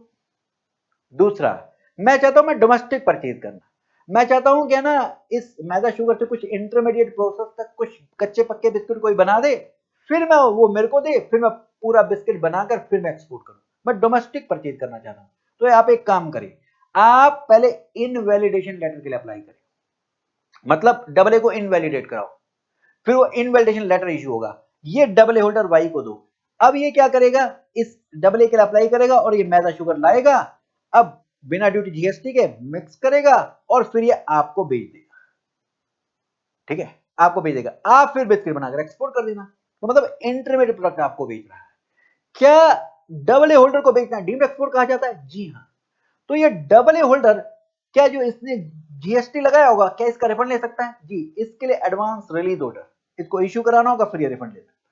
ठीक है, ये यहां पर यही बताया हुआ इन्विटेशन लेटर के बारे में। ओके, अच्छा एक पॉइंट बताया प्री इंपोर्ट कंडीशन का, ये इसी से है। प्री इंपोर्ट कंडीशन क्या है जी? जो डबल ए के अगेंस्ट में मैदा शुगर लाए हो, यही बिस्किट बनाने के लिए यूज करना, कोई और मैदा शुगर नहीं। तो यही इनकॉर्पोरेट हो जाएंगे फिर फिजिकली आपके एक्सपोर्ट प्रोडक्ट में। इवन आप लोकल परचेज अगर इन्विटेशन लेटर के अगेंस्ट में कर रही हो, एयरओ के अगेंस्ट कर रहे हो, तो ये भी आपके इस बिस्किट में यही यूज होने चाहिए, कोई और नहीं। ये इनकॉर्पोरेट हो जाएंगे आपके इस एक्सपोर्ट प्रोडक्ट में। आइए आगे बढ़ते हैं। हाँ जी, डबल ए के अगेंस्ट में अगर आप इंपोर्ट कर रहे हैं, कौन सी ड्यूटीज माफ होंगी? पहला पॉइंट हो गया डबल ए सियोन के बेसिस पर, या सियोन नहीं है तो भी मिल सकता है, सेल्फ सर्टिफिकेशन बेसिस पर मिल सकता है। नंबर 2, डबल ए के बेसिस पर क्या माफ होगा? सारी BCD, additional custom duty, anti dumping, सब कुछ माफ हो जाएगा। क्या जीएसटी भी माफ हो जाएगा? जी हाँ, जीएसटी भी माफ हो जाएगा, जीएसटी भी माफ हो जाएगा। अच्छा जी, अच्छा सुनिए आप जरा ध्यान से, मैं डबल ए के अगेंस्ट में लाना चाहता हूं सिर्फ शुगर और मिल्क पाउडर। मैदा मैं ऑलरेडी ड्यूटी पे करके परचेज करके बैठा हूं, क्या मैं मिल्क और शुगर के लिए बिना डबल ए के लिए अप्लाई कर सकता हूं? जी हाँ, ऐसा कर सकते हो। फिर जो मैदा पर ड्यूटी दी होगी उसका ड्रॉबैक ले लेना, यही बात यहां पर लिखी है। ठीक है जी, ओके जी। फिर इसके बाद आगे बढ़ेंगे। एक पॉइंट दिया है डीम्ड एक्सपोर्ट का। हाँ जी, डीम्ड एक्सपोर्ट जो आप जीएसटी में पढ़ के आए हो, इसके अलावा सुनिए एक आधा पॉइंट बता रहा हूं। यूएन या इंटरनेशनल ऑर्गेनाइजेशन को बेचना, ये डीम्ड एक्सपोर्ट एफटीपी में एक्स्ट्रा माना जाता है। या फिर जो इन्होंने प्रोजेक्ट फाइनेंस करके इनको बेचना, ये डीम्ड एक्सपोर्ट माना जाता है। ईपीसीजी लाइसेंसर को बेचना, ये तो आपने वहां पढ़ा ही था, है ना। अगर आप ये इन दो बंदों को बेच रहे हो, ये वाला डीम्ड एक्सपोर्ट कर रहे हो, इस आप डबल ए लेना चाहते हो, मिल तो जाएगा, लेकिन जब इंपोर्ट पर ड्यूटीज माफ होंगी ना, basic custom duty, additional custom duty माफ होगी, लेकिन ये एंटी डंपिंग ड्यूटी, ये काउंटर बिलिंग ड्यूटी, ये सेफगार्ड ड्यूटी, ये माफ नहीं होगी। आपने फिजिकल एक्सपोर्ट नहीं करना, आप चाहते हो डबल ए के बेसिस पर मैदा लाओ और आप बिस्किट बनाकर किसको बेचो? यूएन या इंटरनेशनल ऑर्गेनाइजेशन को। तो हम आपको anti dumping duty, counter duty, safeguard duty माफ नहीं करेंगे। नेक्स्ट, किसको मिलेगा डबल ए? कौन एलिजिबल है? Generally manufacture exporter. Merchant exporter जो परचेज करके सेल करता है, इसको तभी अलाउड है अगर ये टाइड है सपोर्टिंग मैन्युफैक्चर से, मतलब ये रॉ मटेरियल परचेज करके मैन्युफैक्चर से बनवाए, तो हम फिर इसको भी अलाउ कर देंगे। ठीक है, मतलब मैन्युफैक्चर होना जरूरी है। मेडिसिन के लिए भी सिर्फ मैन्युफैक्चर एक्सपोर्टर को ही, मैन्युफैक्चर एक्सपोर्टर को ही। नेक्स्ट, ये जो आप बिस्किट बनाएंगे, क्या इसको फिजिकल एक्सपोर्ट करना जरूरी है या डीम्ड एक्सपोर्ट भी कर सकते हो? डीम्ड एक्सपोर्ट भी कर सकते हो। इसका मतलब डबल ए फिजिकल एक्सपोर्ट करने के लिए भी मिल सकता है। डबल ए के अगेंस्ट में आप मटेरियल लेकर आना चाहते हैं, डीम्ड एक्सपोर्ट करोगे, मिल सकता है। डबल ए अगर आपने इंटरमीडिएट सप्लाई करनी है, अभी वो पीछे हमने बात करी थी, ये इंटरमीडिएट कुछ प्रोडक्ट बनाकर बेच रहा था, इसके लिए भी मिल सकता है जी। अगर आपने फॉरेन गोइंग वेसल एयरक्राफ्ट को स्टोर्स बेचना है, उसके लिए आप इनपुट लाना चाहते हैं, उसके लिए भी डबल ए मिल सकता है जी। एससीजेड को बेचना है, उसके लिए भी मिल सकता है जी डबल ए। अच्छा, लेकिन ध्यान रहे, अगर आप एससीजेड यूनिट को बेच रहे हो तो पैसा आपके पास फॉरेन करेंसी अकाउंट में आना चाहिए। एससीजेड डेवलपर को बेच रहे हो तो रुपीज में आ सकता है। इंडिया में कुछ एरिया एससीजेड है, वहां से मेनली क्या होता है? एक्सपोर्ट होता है। उस एरिया को जो डेवलप करेगा, मान लीजिए रिलायंस, वो एससीजेड डेवलपर है। वहां पर कई और फैक्ट्रीज भी होंगी, टाटा की है, वो सब बाकी क्या है? एसए यूनिट है। तो हम एसए यूनिट को बेच रहे हो तो फॉरेन करेंसी अकाउंट में आना चाहिए, लेकिन डेवलपर को बेच रहे हो तो आप रुपीज में ले सकते हैं पैसे। अच्छा, जो आपने इंपोर्ट किया उसमें वैल्यू एडिशन कम से कम 15% की करके एक्सपोर्ट करना पड़ेगा। एग्जाम्पल, वैल्यू एडिशन का ये फॉर्मूला दिया, A minus B divide by B into 100। क्या मतलब है? ए का मतलब जितने का आपने एक्सपोर्ट किया, अगर एक्सपोर्ट किया तो एफओबी वैल्यू, डीम्ड एक्सपोर्ट किया तो एफओआर वैल्यू। बी क्या है जी? इंपोर्ट की वैल्यू, सी वैल्यू। अच्छा, इसमें जो इंपोर्ट की वैल्यू लेनी है कौन सी लेनी है? अगर आपने ड्यूटी पे कर मैदा परचेज कर रखा है, प्लस आपने शुगर और मिल्क पाउडर के लिए डबल अप्लाई किया था, क्या दोनों इनपुट को यहां पर ऐड करना है? जी, दोनों इनपुट को यहां ऐड करना है। मान लीजिए वो 1 लाख है और आपने एक्सपोर्ट किया 1,15,000 का, कैसे निकालेंगे वैल्यू एडिशन की percentage? 1,15,000 A minus 1 lakh B divided by 1 lakh into में 100, ये आ गया 15%। तो इतनी तो वैल्यू एडिशन आपको करनी ही थी। एक और बात, अगर आपको foreign buyer free of cost material दे रहा है कुछ बनाने के लिए, तो आप इसको ये एक्सपोर्ट वैल्यू और सीएफ वैल्यू दोनों में ऐड कर देना, ए में और बी में दोनों में ऐड कर देना। ठीक है, इतना समझने के लिए हम कुछ क्वेश्चन देखते हैं जहां से ये बात समझ में आए। तो एक बार आएंगे आप पेज नंबर 24 पर। हाँ जी, पहला, फ्लिंटेक्स ने इंपोर्टेड इनपुट यूज करके ये बेच रहा है यूनाइटेड नेशन को। क्या ये डीम्ड एक्सपोर्ट था? उनके एड प्रोग्राम को बेच रहा है? जी हाँ, ये डीम्ड एक्सपोर्ट था। क्या इसके लिए डबल ए के लिए अप्लाई कर सकता है ये? जी, डबल ए के लिए अप्लाई कर सकता है। फिजिकल एक्सपोर्ट कर रहा है या डीम्ड एक्सपोर्ट कर रहा है, डबल ए के लिए अप्लाई कर सकता है, कर सकता है। नेक्स्ट, XYZ ने इनपुट परचेज के बिना ड्यूटी के इनपुट जो लाया है ये 10 लाख के लाया है। बताएं कितने का कम से कम उसे एक्सपोर्ट करके देना होगा? 15% ऐड करके 11.5 लाख का एक्सपोर्ट करके देना होगा। नेक्स्ट, ए जो है ये ड्यूटी पेड इनपुट लेकर आया, जैसे मैदा। बाकी इनपुट जैसे शुगर या मिल्क पाउडर ये बिना ये डबल ए के लिए अप्लाई करना चाहता है, कर सकता है? जी हाँ, इस जो ये ड्यूटी पे करेगा इसका ड्रॉबैक ले लेगा, और इसके लिए डबल ए के लिए ड्यूटी जीएसटी देगा ही नहीं। हाँ जी, फिर इसके बाद जिक्सा पजल सीएफ वैल्यू 25 लाख का इंपोर्ट किया, फॉरेन बायर ने हमें इनपुट दे रखा है, ये तो हमें सीएफ वैल्यू में भी ऐड करना होता था, एक्सपोर्ट की एफओ वैल्यू में भी ऐड करना होता था, तो हमने इसमें ऐड कर दिया, 30 लाख हुआ। लेकिन इसने एससीजेड यूनिट को बेचा है। ओहो, अब ध्यान रहे, पैसा इंडियन करेंसी में नहीं, फॉरेन करेंसी अकाउंट में आना चाहिए। एससीजेड यूनिट को बेचा है, एससीजेड डेवलपर को नहीं बेचा, ये एससीजेड यूनिट को बेचा है। ओहो, पैसा इंडियन करेंसी में आ गया, अब डबल ए के लिए अप्लाई नहीं कर सकता। लेकिन अगर हमसे ये पूछे कि बताओ इसको कितना का एक्सपोर्ट करके दिखाना पड़ेगा, तो 30 लाख इंटू में 115%, जिसमें ऐड करेंगे 34,50,000। लेकिन इसे एलिजिबल नहीं है क्योंकि इसने एससीएल यूनिट से फॉरेन करेंसी अकाउंट में नहीं रिसीव किया है, रुपीज में रिसीव किया है। ओके जी, नेक्स्ट एक और क्वेश्चन किया था हमने, ये देखेंगे। हाँ जी, हमने एक्सपोर्ट भी कर रखा है और एससीएल को भी बेच रखा है, डीम्ड एक्सपोर्ट भी कर रखा है, तो दोनों हमने इस तरफ ले लिया, ए वाले पॉइंट में एक्सपोर्ट वाली साइड। हमने इंपोर्ट ड्यूटी पे कर भी कर रखा है, जिसके लिए ड्यूटी ड्रॉबैक क्लेम करेंगे, और इनपुट डबल ए के अगेंस्ट भी कर रखा है, तो ये दोनों हम इस तरफ ले लेंगे।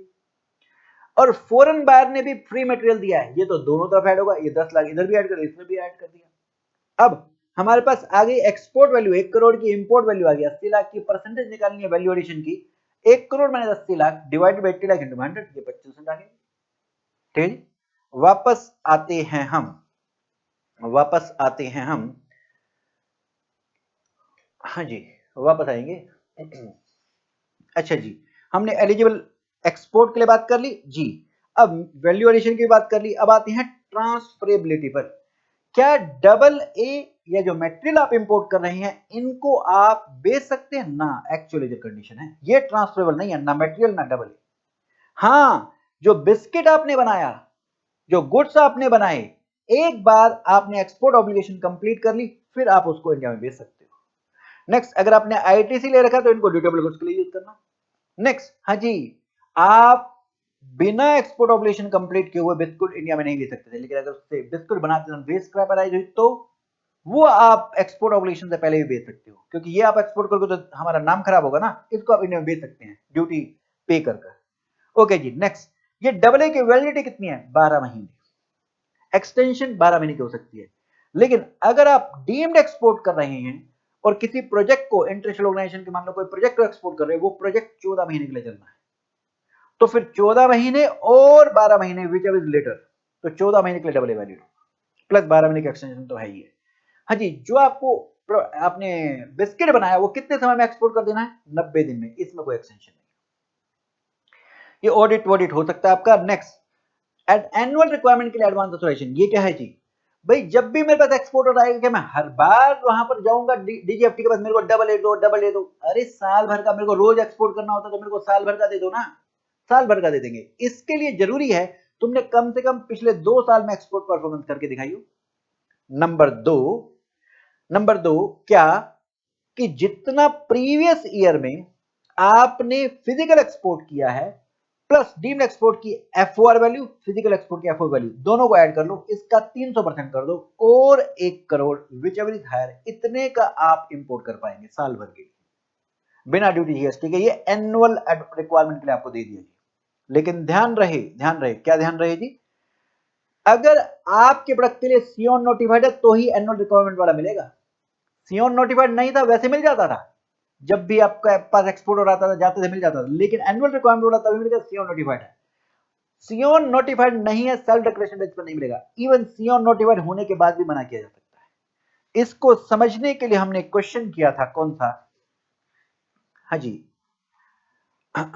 ये क्वेश्चन किया था हमने कि हमने पिछले 3 साल में परफॉर्मेंस दिखा रखी है, 2 साल में दिखानी थी, दिखा रखी है।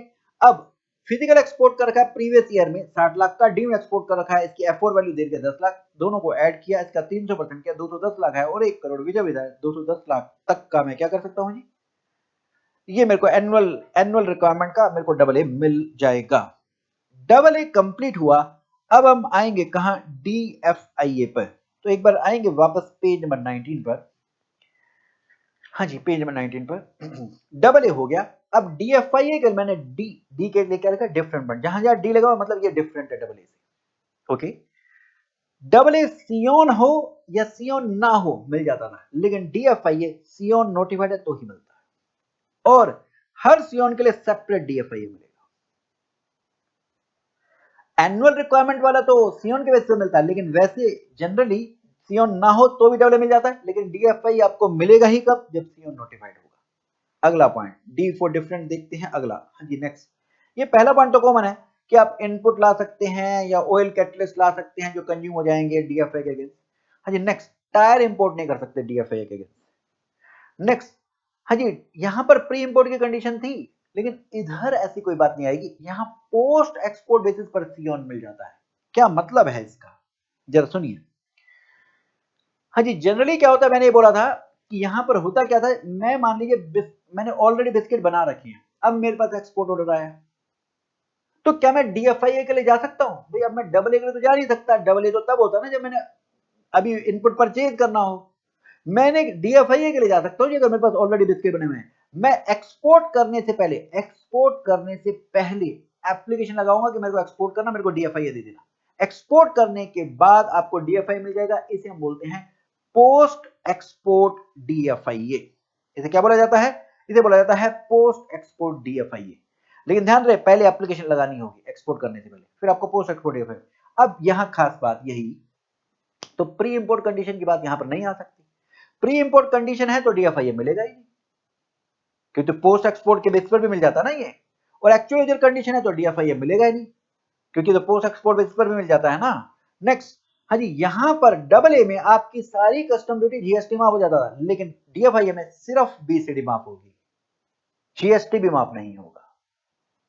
बाकी अगला पॉइंट तो कॉमन है कि अगर आपने ड्यूटी पे करेगा तो ड्रॉबैक मिल जाता है। नेक्स्ट, हाँ जी यहाँ मैन्युफैक्चर मर्चेंट एक्सपोर्टर दोनों को मिलता था, यहाँ पर भी दोनों को मिल रहा है, लेकिन मर्चेंट एक्सपोर्टर टाइड है सपोर्टिंग मैन्युफैक्चर थे, तो मर्चेंट एक्सपोर्टर को शिपिंग बिल में इनवॉइस में मैन्युफैक्चर एक्सपोर्टर का भी नाम लिख देना। ओके, यहाँ आप डीम्ड एक्सपोर्ट भी कर सकते हैं, यहाँ सिर्फ एक्सपोर्ट की बात है DFIA में। नेक्स्ट पॉइंट थी, यहाँ AA में 15% की वैल्यू एडिशन थी, DFIA में 20% की वैल्यू एडिशन है। ओके जी, नेक्स्ट, ट्रांसफरेबल, AA ट्रांसफरेबल नहीं था, DFIA ट्रांसफरेबल इशू हो जाता है। एक्सपोर्ट ऑब्लिगेशन फुलफिल होने के बाद इसको बेच भी सकते हैं जी। नेक्स्ट, जो DFIA है, DFIA यहां पर AA 12+12 था, ये सिर्फ 12 एक्सटेंशन नहीं है जी। ओके, यहां एक्सपोर्ट ऑब्लिगेशन 90 दिन था, यहां 12 महीने from the date of online application. अच्छा जी, अब इसके बाद अगले तो फिर ये कॉमन पॉइंट देंगे, बाद में देखेंगे, एक क्वेश्चन देखेंगे आप, AA और DFIA में क्या फर्क है, ये वही सेम जो आप पढ़ के हैं वैसे पॉइंट दे रखे। क्या फर्क है जी, AA ट्रांसफरेबल नहीं होता, DFIA ट्रांसफरेबल होता है। नेक्स्ट, AA में 15% की वैल्यू एडिशन है, DFIA में 20% की वैल्यू एडिशन है। AA ये एक पॉइंट एक्स्ट्रा है, जंग ज्वेलरी सेक्टर के लिए अलाउड है, DFIA अलाउड नहीं है। नेक्स्ट, DFIA में सियोन अगर आपका एक्चुअल यूजर कंडीशन है फिर DFIA नहीं इश्यू होगा, लेकिन AA सियोन नोटिफाइड नहीं भी है तो भी इश्यू हो जाता है। यहां DFIA सियोन नोटिफाइड है तो ही मिलेगा, अदरवाइज नहीं। और GST AA में माफ होता है, लेकिन DFIA में माफ नहीं होता है। आएंगे वापस पेज नंबर 23 पर। अब हम कॉमन पॉइंट्स करने जा रहे हैं AA DFIA के लिए जी। हाँ जी, अगर कोई generic input alternative input use कर रहे हो, ये आप डबल ए में मेंशन करेंगे, जब आप एक्सपोर्ट करेंगे शिपिंग बिल में मेंशन कर देना, क्योंकि जब आप एक्सपोर्ट ऑब्लिगेशन फुलफिल कर दोगे, एक्सपोर्ट कर दोगे, तो आपको एक सर्टिफिकेट लेना होता है, एक्सपोर्ट ऑब्लिगेशन डिस्चार्ज सर्टिफिकेट। ये तभी मिलेगा जब डबल ए में और शिपिंग बिल में वो नाम जेनरिक इनपुट जो आपने यूज किया वो सेम सेम होंगे। और ये वाले प्रोविजन अगर आप एससीजेड या डीम्ड एक्सपोर्ट कर रहे हैं वहां पर भी एप्लीकेबल होंगे। नेक्स्ट पॉइंट, हाँ जी, 4 प्रकार के गुड्स थे, प्रोहिबिटेड, रेस्ट्रिक्टेड, एसटीआई और फ्री आइटम। अब डबल एडीएफए के अगेंस्ट इनका इंपोर्ट एक्सपोर्ट हो सकता है कि नहीं? पहला, प्रोहिबिटेड, डबल एडीएफए मना, इंपोर्ट नहीं। एक्सपोर्ट अलाउड है सर्टेन कंडीशन के साथ, वैसे प्रोहिबिटेड मना होना चाहिए लेकिन एक्सपोर्ट अलाउड है। नेक्स्ट, रेस्ट्रिक्टेड, डबल एडीएफए के अगेंस्ट अलाउड है, डीएफ यहां पर एक्सपोर्ट भी अलाउड है लेकिन स्कोमेट आइटम के लिए कुछ कंडीशन है।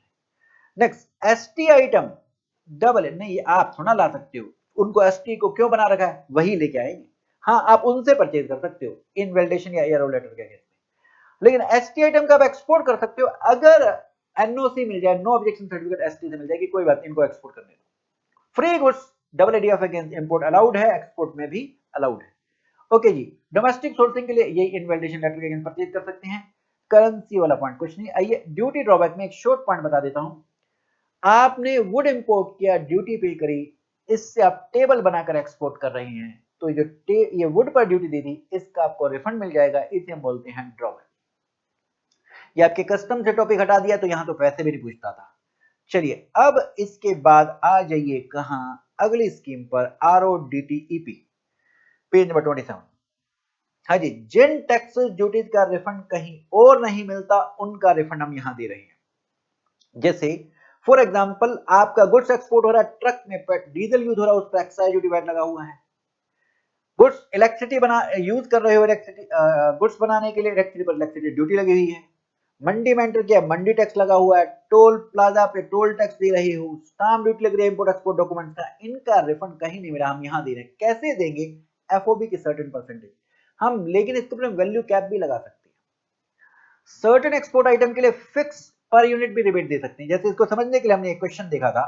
हाँ जी, आपने 200 बूट बेचे, एफओबी वैल्यू ये है 4% की आपको आरओडीटीपी मिलनी है, तो 4% कितना हुआ? 8000, लेकिन अपर लिमिट फिक्स है 5 पर, तो 5 इंटू में 200, 1000 मिलेगा। ओके जी, नेक्स्ट, 3% ऑफ एफओबी, ये हुआ 3000, अपर लिमिट फिक्स है 5 इंटू में 2, वो तो ज्यादा आ रहा है, तो यही मिलेगा 3000। नेक्स्ट, पर केजी पर फिक्स था 22 रुपए पर केजी, तो यही आपको मिल जाएगा पर केजी। ठीक है जी। अच्छा जी, ये आपको जो आरओडीटीपी मिलेगा, ये कैसे मिलेगा जी? ये आपको मिलेगा स्क्रैप के रूप में, कूपन के रूप में। ये आपके क्रेडिट लेजर में, सीधा कैश रिफंड नहीं मिलता, क्रेडिट लेजर में आ जाएगा। इसका आप यूज बेसिक कस्टम ड्यूटी के लिए कर सकते हैं। तो हमें कोई इंपोर्ट ही नहीं करना, तो इसको बेच सकते हो, बिक भी जाता है, बेच सकते हो, फ्रीली ट्रांसफरेबल है।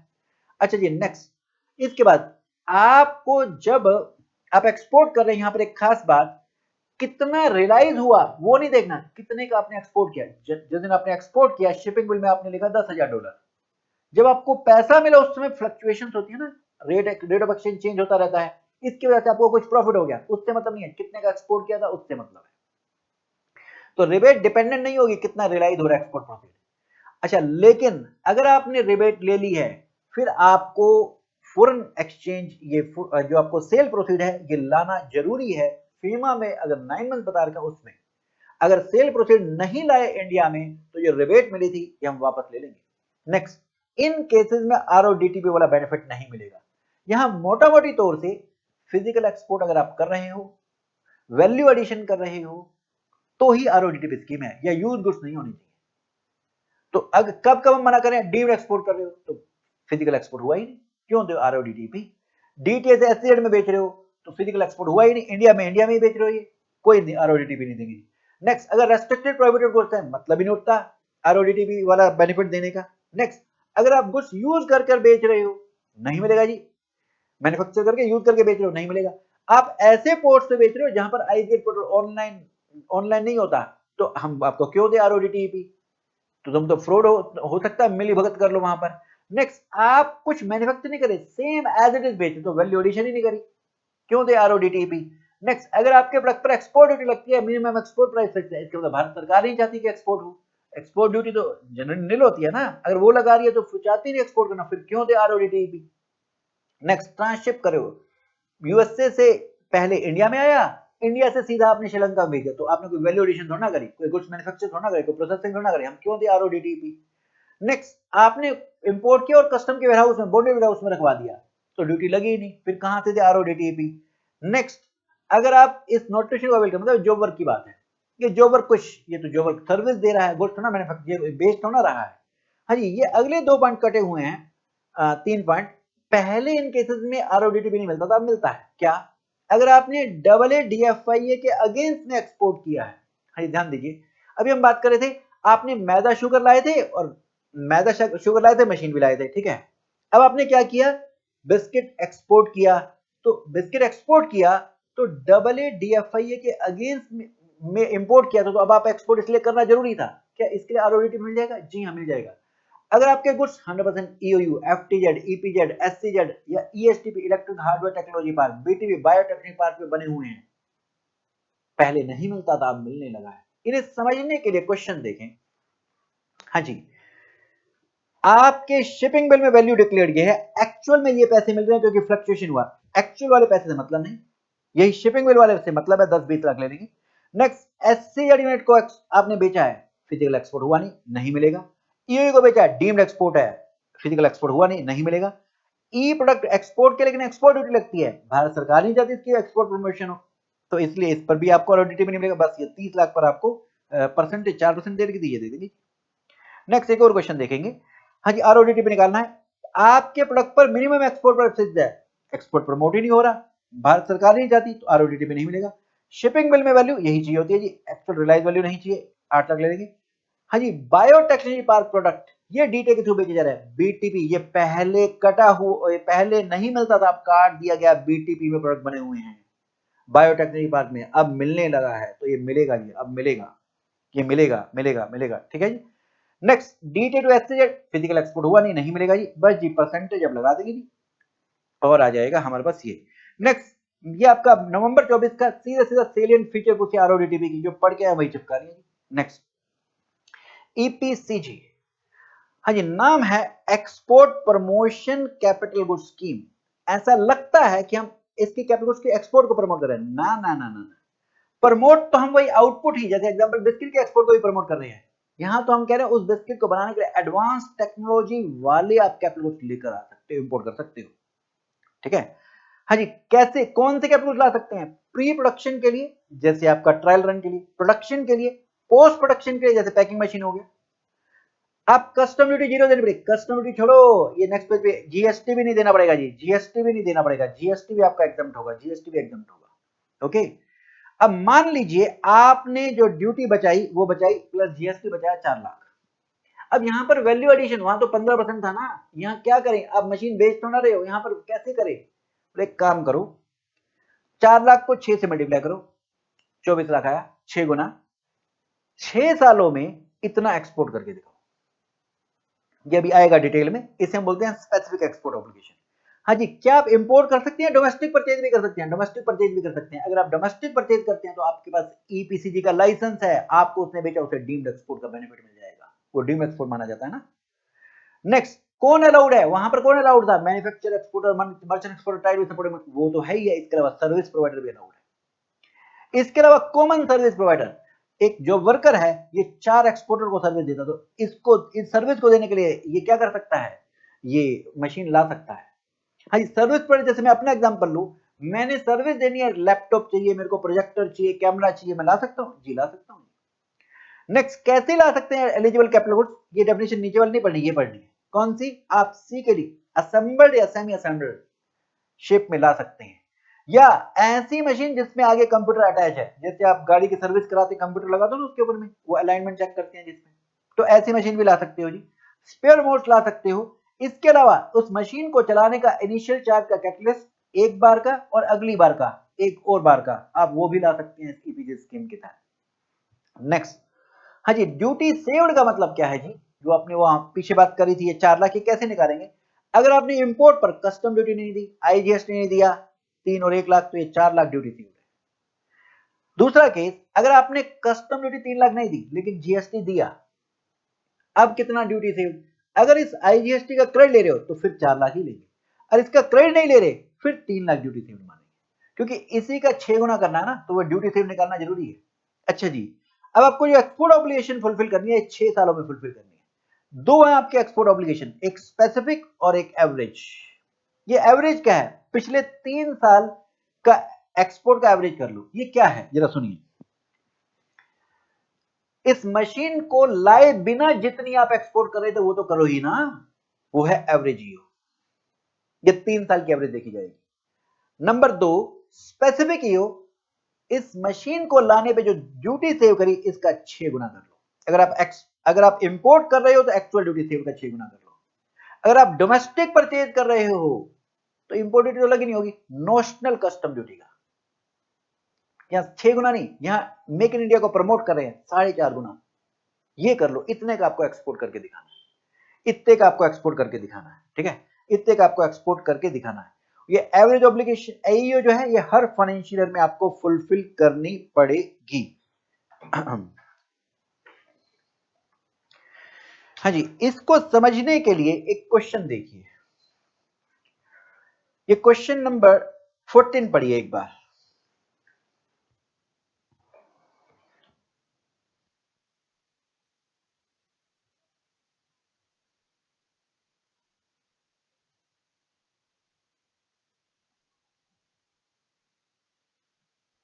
क्या दिया इसमें? पिछले 3 साल में हमारी टर्नओवर दे रखी है, इसको मैंने ऐड किया, 3 से डिवाइड किया 1000। हर साल में 1000 की तो एक्सपोर्ट करके दिखानी है। नंबर 2 ड्यूटी सेव करी मशीन पर 100 इनटू में 6 कर दो 600, ये 6 सालों में 600 की एक्सपोर्ट करके दिखानी होगी। एग्जांपल, मैंने पहले साल 1100 की एक्सपोर्ट करी, 1000 तो एवरेज करनी थी, 100 इस 600 में से कम कर दो, कम हो गई, बाकी और करनी है। अगले साल मैंने 1300 करी तो 1000 तो करनी थी, 300 स्पेसिफिक में से कवर हो जाएगी, तो 400 तो मैं कवर कर चुका 600 में से, 200 और करके दिखानी है अगले 4 सालों। ये था। हाँ जी, अब एक और क्वेश्चन। हाँ जी, अगर आपने इंपोर्ट किया तो आपकी जो ड्यूटी पेबल और आईजीएसटी आपने बचाया 3 और 1, 4 लाख का 6 गुना कर दो, 24 लाख की आपको एक्सपोर्ट ऑब्लिगेशन है, स्पेसिफिक ईओ।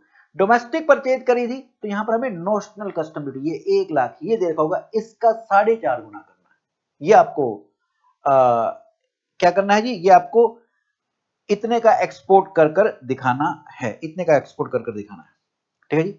अब आएंगे वापस पिछले पेज पर।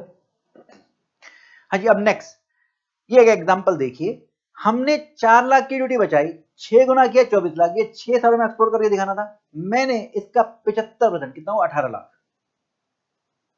आधे टाइम में या उससे कम टाइम में, मतलब 6 की जगह 3 सालों में या उससे कम टाइम में अगर मैंने अचीव कर लिया तो फिर बाकी 6 लाख ही तो करना, वो तो मैं कर ही लूंगा अगले 3 सालों में। अगर किसी कारणवश नहीं कर पाया, वो कहते हैं फिर हम आपको माफ कर देंगे, कोई बात नहीं। नेक्स्ट पॉइंट, हाँ जी, आपको ये जो एक्सपोर्ट ऑब्लिगेशन करनी है, फिजिकल एक्सपोर्ट करना है, डीम्ड एक्सपोर्ट, दोनों दोनों कवर है इस एक्सपोर्ट ऑब्लिगेशन में, दोनों कर सकते हो। इसके अलावा अगर आप, अब मैं एग्जांपल लेता हूं, आपने वही वो एग्जांपल लेते हैं, आपने मैदा शुगर भी परचेज किया था और ये मशीन भी परचेज करी थी, तो उधर मैदा जो आप बिस्किट बनाकर एक्सपोर्ट कर रहे थे, ये डबल ए के एक्सपोर्ट ऑब्लिगेशन में भी कवर कर रहे थे, क्या ईपीसीजी के एक्सपोर्ट ऑब्लिगेशन में भी कवर करेंगे? जी हाँ, यही पॉइंट यहां दे रखा है। हाँ, ये अगर आप डबल ए डीएफआई या डीडीबी आरओडीटीपी स्कीम के तहत अगर कोई एक्सपोर्ट कर रहे हैं, वहां तो होता होगा कवर, यहां भी हम एक्सपोर्ट ऑब्लिगेशन में काउंट करेंगे। इसके अलावा अगर आपके डीटीए में भी और एससीजेड में भी है, तो डीटीए ने जो एक्सपोर्ट किया बस वही कवर, वही चेक करेंगे। हाँ जी, वैसे आपको एक्सपोर्ट या डीम्ड एक्सपोर्ट करना होता है, लेकिन अगर आपने डोमेस्टिक टैरिफ एरिया में ITA1 में जो एग्रीमेंट में आइटम लिखे हुए, जैसे कंप्यूटर लिखा हुआ है, उसको अगर आप बेचते हैं डीटीए में, डोमेस्टिक टैरिफ एरिया में, और पैसे आपको फॉरेन एक्सचेंज मिल जाएंगे, ये भी आपका एक्सपोर्ट ऑब्लिगेशन में काउंट होगा। Okay, next. हाँ जी, कौन सा एक्सपोर्ट ऑब्लिगेशन में काउंट होगा? जो आपने गुड्स बनाए खुद वो बेचे, या आपने सपोर्टिंग मैन्युफैक्चरर्स बनवाए वो भी, सर्विसेज दी वो भी, अगर आप थर्ड पार्टी के थ्रू एक्सपोर्ट कर रहे हो वो भी आपके कवर होगा। हाँ जी, अगर आप रेस्ट्रिक्टेड कैपिटल गुड्स लेकर आना चाहते हो, पहले परमिशन लो, फिर ईपीसीजी के लिए अप्लाई करो। दूसरा, अगर आप इस कैपिटल गुड्स से ऐसे गुड्स बनाना चाहते हो जो रेस्ट्रिक्टेड है, तो पहले उसकी एक्सपोर्ट की परमिशन लो, फिर ईपीसीजी के लिए अप्लाई करो। ये जो वैलिडिटी है, हाँ जी, वहां डबल है, 12+12 था, यहाँ सीधा 24 है, रीवैलिडेशन फिर नहीं है, तो ईपीसीजी हो गया जी। अब इस पे क्वेश्चन किया था, हमने इंपोर्ट किया था सीकेडी कंडीशन में प्री प्रोडक्शन के लिए, ये सब कुछ सही था, लेकिन डीम्ड एक्सपोर्ट करना चाहते थे, ये भी सही था, लेकिन हम मशीन को जल्दी तुरंत बेचना चाहते थे जैसे ही प्रोडक्शन प्रोसेस स्टार्ट हो। ना ना ना ना, जब तक आपकी एक्सपोर्ट ऑब्लिगेशन फुलफिल नहीं हो जाती, आप इसके ऊपर में एक्चुअल यूजर कंडीशन थी, ये भूल गए क्या हम बताना? हाँ, ये रह गया शायद, पेज नंबर 30 पे मैं आपको दिखा दूं। एक्चुअल यूजर कंडीशन थी ये जो आपको कैपिटल गुड्स है, इसके ऊपर में एक्चुअल यूजर कंडीशन है, जब तक एक्सपोर्ट ऑब्लिगेशन कंप्लीट नहीं हो जाती, आपको एक्सपोर्ट ऑब्लिगेशन डिस्चार्ज सर्टिफिकेट नहीं मिल जाता, तब तक आप नहीं बेच सकते। तो इस क्वेश्चन में ये बेचना चाहता था पहले, तो ये अलाउड नहीं है, इसे फिर ईपीसीजी लाइसेंस नहीं मिलेगा, है ना। लेकिन ये अगर नहीं बेचता, फिर ये ईपीसीजी लाइसेंस के लिए हकदार है। अब ईओयू स्कीम करने जा रहे हैं, इस पे सवाल नहीं आता, फिर भी एक बार शॉर्ट में फटाफट से बताते हैं। Export orient EOU, ESTP, STP, BTP, ये फुल फॉर्म दे रखी। ईओयू हम इनको बोल दिया करते हैं, नाम से पता लगा इनका मेन काम एक्सपोर्ट करना है। ऐसी यूनिट एस्टेब्लिश करने के लिए यूनिट अप्रूवल कमेटी या बीओए, बोर्ड ऑफ अप्रूवल के पास एप्लीकेशन लगानी होगी। Investment criteria, minimum 1 crore plant and machinery में इन्वेस्टमेंट करनी है जी। हाँ जी, बीओए ये इन्वेस्टमेंट क्राइटेरिया कम कर सकता है, लेकिन इनके लिए 1 करोड़ की इन्वेस्टमेंट की रिक्वायरमेंट नहीं है। एग्जिस्टिंग यूनिट या यूनिट इन ईएसटीपी, एसटीपी, बीटीपी या ईओयू हैंडीक्राफ्ट, एग्रीकल्चर, फ्लोरिकल्चर इनमें बनाना चाहती है एटसेट्रा में। नेक्स्ट, कौन अलाउड है? ट्रेडर अलाउड नहीं है, मैन्युफैक्चरर अलाउड है, सर्विस प्रोवाइडर अलाउड है इस ईओयू स्कीम में आने के लिए। क्या एक्सपोर्ट कर सकते हैं? सभी गुड्स, प्रोहिबिटेड गुड्स को छोड़कर। क्या ये इंपोर्ट कर सकते हैं? जी इंपोर्ट कर सकते हैं, डोमेस्टिक परचेज भी कर सकते हैं, बॉन्डेड वेयरहाउस से परचेज कर सकते हैं, इंटरनेशनल एग्जीबिशन इंडिया में लगा हुआ उससे परचेज कर सकते हैं, बिना ड्यूटी बिना जीएसटी के। अगर ये डीटी से परचेज करते हैं तो इसे डीम्ड एक्सपोर्ट माना जाएगा, क्योंकि डीटी ने ईओयू को बेचा, डीम्ड एक्सपोर्ट मानते थे ना, और डीम्ड एक्सपोर्ट का उसको रिफंड भी मिल जाएगा, फिर जो उसने जीएसटी चार्ज किया होगा उसका रिफंड भी मिल जाएगा जी। नेक्स्ट, इस पे एक्चुअल यूजर कंडीशन है, स्टेट ट्रेडिंग रिजीम इन पे एप्लीकेबल नहीं होगी, मतलब एसटी आइटम का भी ये ईओयू इंपोर्ट कर सकती है, ये एसटी के थ्रू परचेज करना जरूरी नहीं है। नेक्स्ट, अदर एंटाइटलमेंट्स क्या है जी इनको? अदर एंटाइटलमेंट, जो item micro and small enterprise के लिए रिजर्व्ड हैं, वो ये बना सकते हैं बिना इंडस्ट्रियल लाइसेंस के। नंबर 2, 9 मंथ में एक्सपोर्ट आ जाना चाहिए, ये पैसा सारा का सारा ईएफसी अकाउंट में रिटेन कर सकते हैं, इनको बैंक गारंटी देने की जरूरत नहीं है, 100% एफडीआई फॉरेन डायरेक्ट इन्वेस्टमेंट से ईओयू बनाई जा सकती है। हाँ जी, नेट फॉरेन एक्सचेंज पॉजिटिव करनी है 5 सालों में। भाई शुरू में इंपोर्ट करेंगे, एक्सपोर्ट तो कम होगा, इंपोर्ट ज्यादा होगा, नेगेटिव होगी, तो पॉजिटिव कर लेनी है 5 सालों में। इंटर यूनिट ट्रांसफर, एक यूनिट दूसरे यूनिट को बेच सकते हैं, इसके लिए दोनों यूनिट की जो डेवलपमेंट कमिश्नर होंगे ट्रांसफर के, उनको प्रायर इंटीमेट करना होगा। अब एक यूनिट दूसरे को जो सप्लाई कर रही है, दूसरे के लिए इंपोर्टेड गुड्स माना जाएगा अगर वो आगे डीटी को बेच रही है। क्या ये स्कीम से एग्जिट हो सकती है? जी, डेजिग्नेटेड ऑफिसर की परमिशन से स्कीम से एग्जिट हो सकती है। ध्यान दीजिए, जब इंपोर्ट किया था तब ड्यूटी जीएसटी नहीं दिया था, तो अब बाहर जा रहे तो ड्यूटी जीएसटी देना पड़ेगा, और ऑब्लिगेशन अचीव नहीं करी है तो पेनल्टी भी देनी पड़ेगी। क्या एग्जिस्टिंग डीटी यूनिट कन्वर्ट हो सकती है ईओयू में? जी हाँ। अब एक इंपॉर्टेंट टॉपिक, ईओयू का ये क्वेश्चन किया था, इसमें था ट्रेडिंग यूनिट ईओयू के लिए अप्लाई नहीं कर सकती। नेक्स्ट, क्या ये प्रोहिबिटेड गुड्स एक्सपोर्ट कर सकते हैं? नहीं। आइए last important topic, deemed export. हाँ जी, जो आपने जीएसटी में पढ़ा था डीम्ड एक्सपोर्ट, वो तो है ही, डबल होल्डर को बेचना, डीएफए होल्डर को बेचना, ईओयू को बेचना, ईपीसीजी होल्डर को बेचना, ये जीएसटी वाला। इसके अलावा दो और बताए हैं। अगर इंटरनेशनल कॉम्पिटिटिव बिडिंग है, किसी प्रोजेक्ट को आप बेच रहे हो, जैसे फॉर एग्जांपल गुजरात में हर गांव में इलेक्ट्रिसिटी पहुंचानी है, इसको वर्ल्ड बैंक फाइनेंस कर रहा है, इसे बोलते हैं मल्टीलेटरल फाइनेंशियल एजेंसी। बायलेटरल क्या होती है? 2 कंट्री वाली, है ना, ये सभी देशों को ये फंड दिया करती है।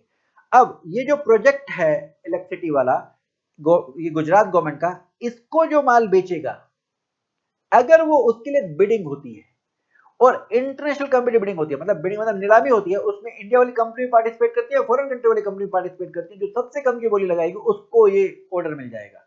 अब मान लीजिए हमें ऑर्डर मिला, हम इसे सप्लाई कर रहे हैं इस प्रोजेक्ट को, इसमें इंटरनेशनल कंपनी बिडिंग हुई थी, तो यहां पर इसे क्या माना जाएगा? ये डीम्ड एक्सपोर्ट माना जाएगा। एक और है, नेशनल इंपोर्टेंस का अगर प्रोजेक्ट है, जैसे फॉर एग्जांपल न्यूक्लियर प्रोजेक्ट है हमारे भारत सरकार के, तो उनको अगर हम कोई सप्लाई करते हैं वो भी डीम्ड एक्सपोर्ट माना जाएगा। यूएन या इंटरनेशनल ऑर्गेनाइजेशन को अगर हम बेचते हैं या उनके प्रोजेक्ट्स जो फाइनेंस्ड हैं उनको अगर हम बेचते हैं वो भी deemed export, mega power project को बेचते हैं डीम्ड एक्सपोर्ट। अगर भारत सरकार ने ऐसा कोई प्रोजेक्ट जिसमें उन्होंने नोटिफाई कर रखा है कि बीसीडी उस पर 0 होगी इंपोर्ट पर, ऐसे प्रोजेक्ट को अगर हम बेचते हैं इंटरनेशनल कंपटीटिव बिडिंग के तहत, वो डीम्ड एक्सपोर्ट। मतलब ये एक्स्ट्रा पॉइंट्स हैं डीम्ड एक्सपोर्ट के फॉरेन ट्रेड पॉलिसी में, ये जीएसटी में नहीं थे। ओके, अब आते हैं आगे, क्या बेनिफिट है इसको समझने के लिए यहां पर आइए। हाँ जी, मैदा, शुगर, ये मिल्क पाउडर से बिस्किट बनाकर हम ईयू को बेचना चाहते हैं, डीम्ड एक्सपोर्ट है। जी हाँ, तो अगर इन पर ड्यूटी दे रखी है तो इसका ड्रॉबैक मिल जाएगा, ये बेनिफिट है। और अगर मैं चाहता हूं कि बिना ड्यूटी के मिल जाए तो मैं डब्ल्यूडीएफआई के लिए अप्लाई कर सकता हूं। यही पॉइंट, ये बेनिफिट में बता रखा है, डब्ल्यूडीएफआई के लिए, डीम्ड ड्रॉबैक के लिए, या एक्साइज ड्यूटी का रिफंड मिल जाएगा अगर लगी है तो। नेक्स्ट पॉइंट, हाँ जी अगला, यहां पर मेन कॉन्ट्रैक्टर अलाउड है, सब कॉन्ट्रैक्टर अलाउड है, जरा देखिए दोनों अलाउड है। हाँ जी, ए बेच रहा है, पीछे जो हमने एक्सपोर्ट पढ़े थे वो प्रोजेक्ट्स थे, एजेंसीज थी, या ईओ यूनिट थी, या ईपीसी होल्डर थे, इनको बेच रहे हैं। ए को इन्होंने ही कॉन्ट्रैक्ट दिया था, ए इनको बेच रहा है, डीम्ड एक्सपोर्ट। नेक्स्ट, ए को कॉन्ट्रैक्ट मिला था, ये मेन कॉन्ट्रैक्टर है, इसने सब कॉन्ट्रैक्ट कर दिया। अब बी ए को माल बेचता है, पैसे अगर ए ही दे दे, इसको मेन कॉन्ट्रैक्टर ही दे दे, तो इसे भी डीम्ड एक्सपोर्ट माना जाएगा। तीसरा, ये जो सब कॉन्ट्रैक्टर बी था ना, ये डायरेक्टली माल ए को ना देकर वहीं पहुंचाए उन प्रोजेक्ट की एजेंसी की साइट पर। अब दो कंडीशन अगर फुलफिल होती हैं तो इसे डीम्ड एक्सपोर्ट माना जाएगा।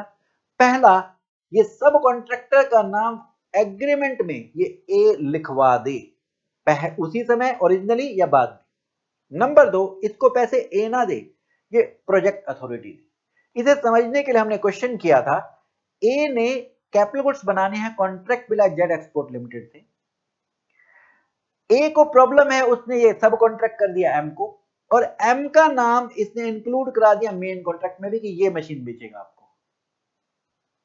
ठीक है, अब सिर्फ एक और कंडीशन है, कॉन्ट्रैक्ट में तो नाम आ गया, पेमेंट ये प्रोजेक्ट अथॉरिटी दे, तो ये भी जो एम माल बेच रहा है इसे डीम्ड एक्सपोर्ट माना जाएगा।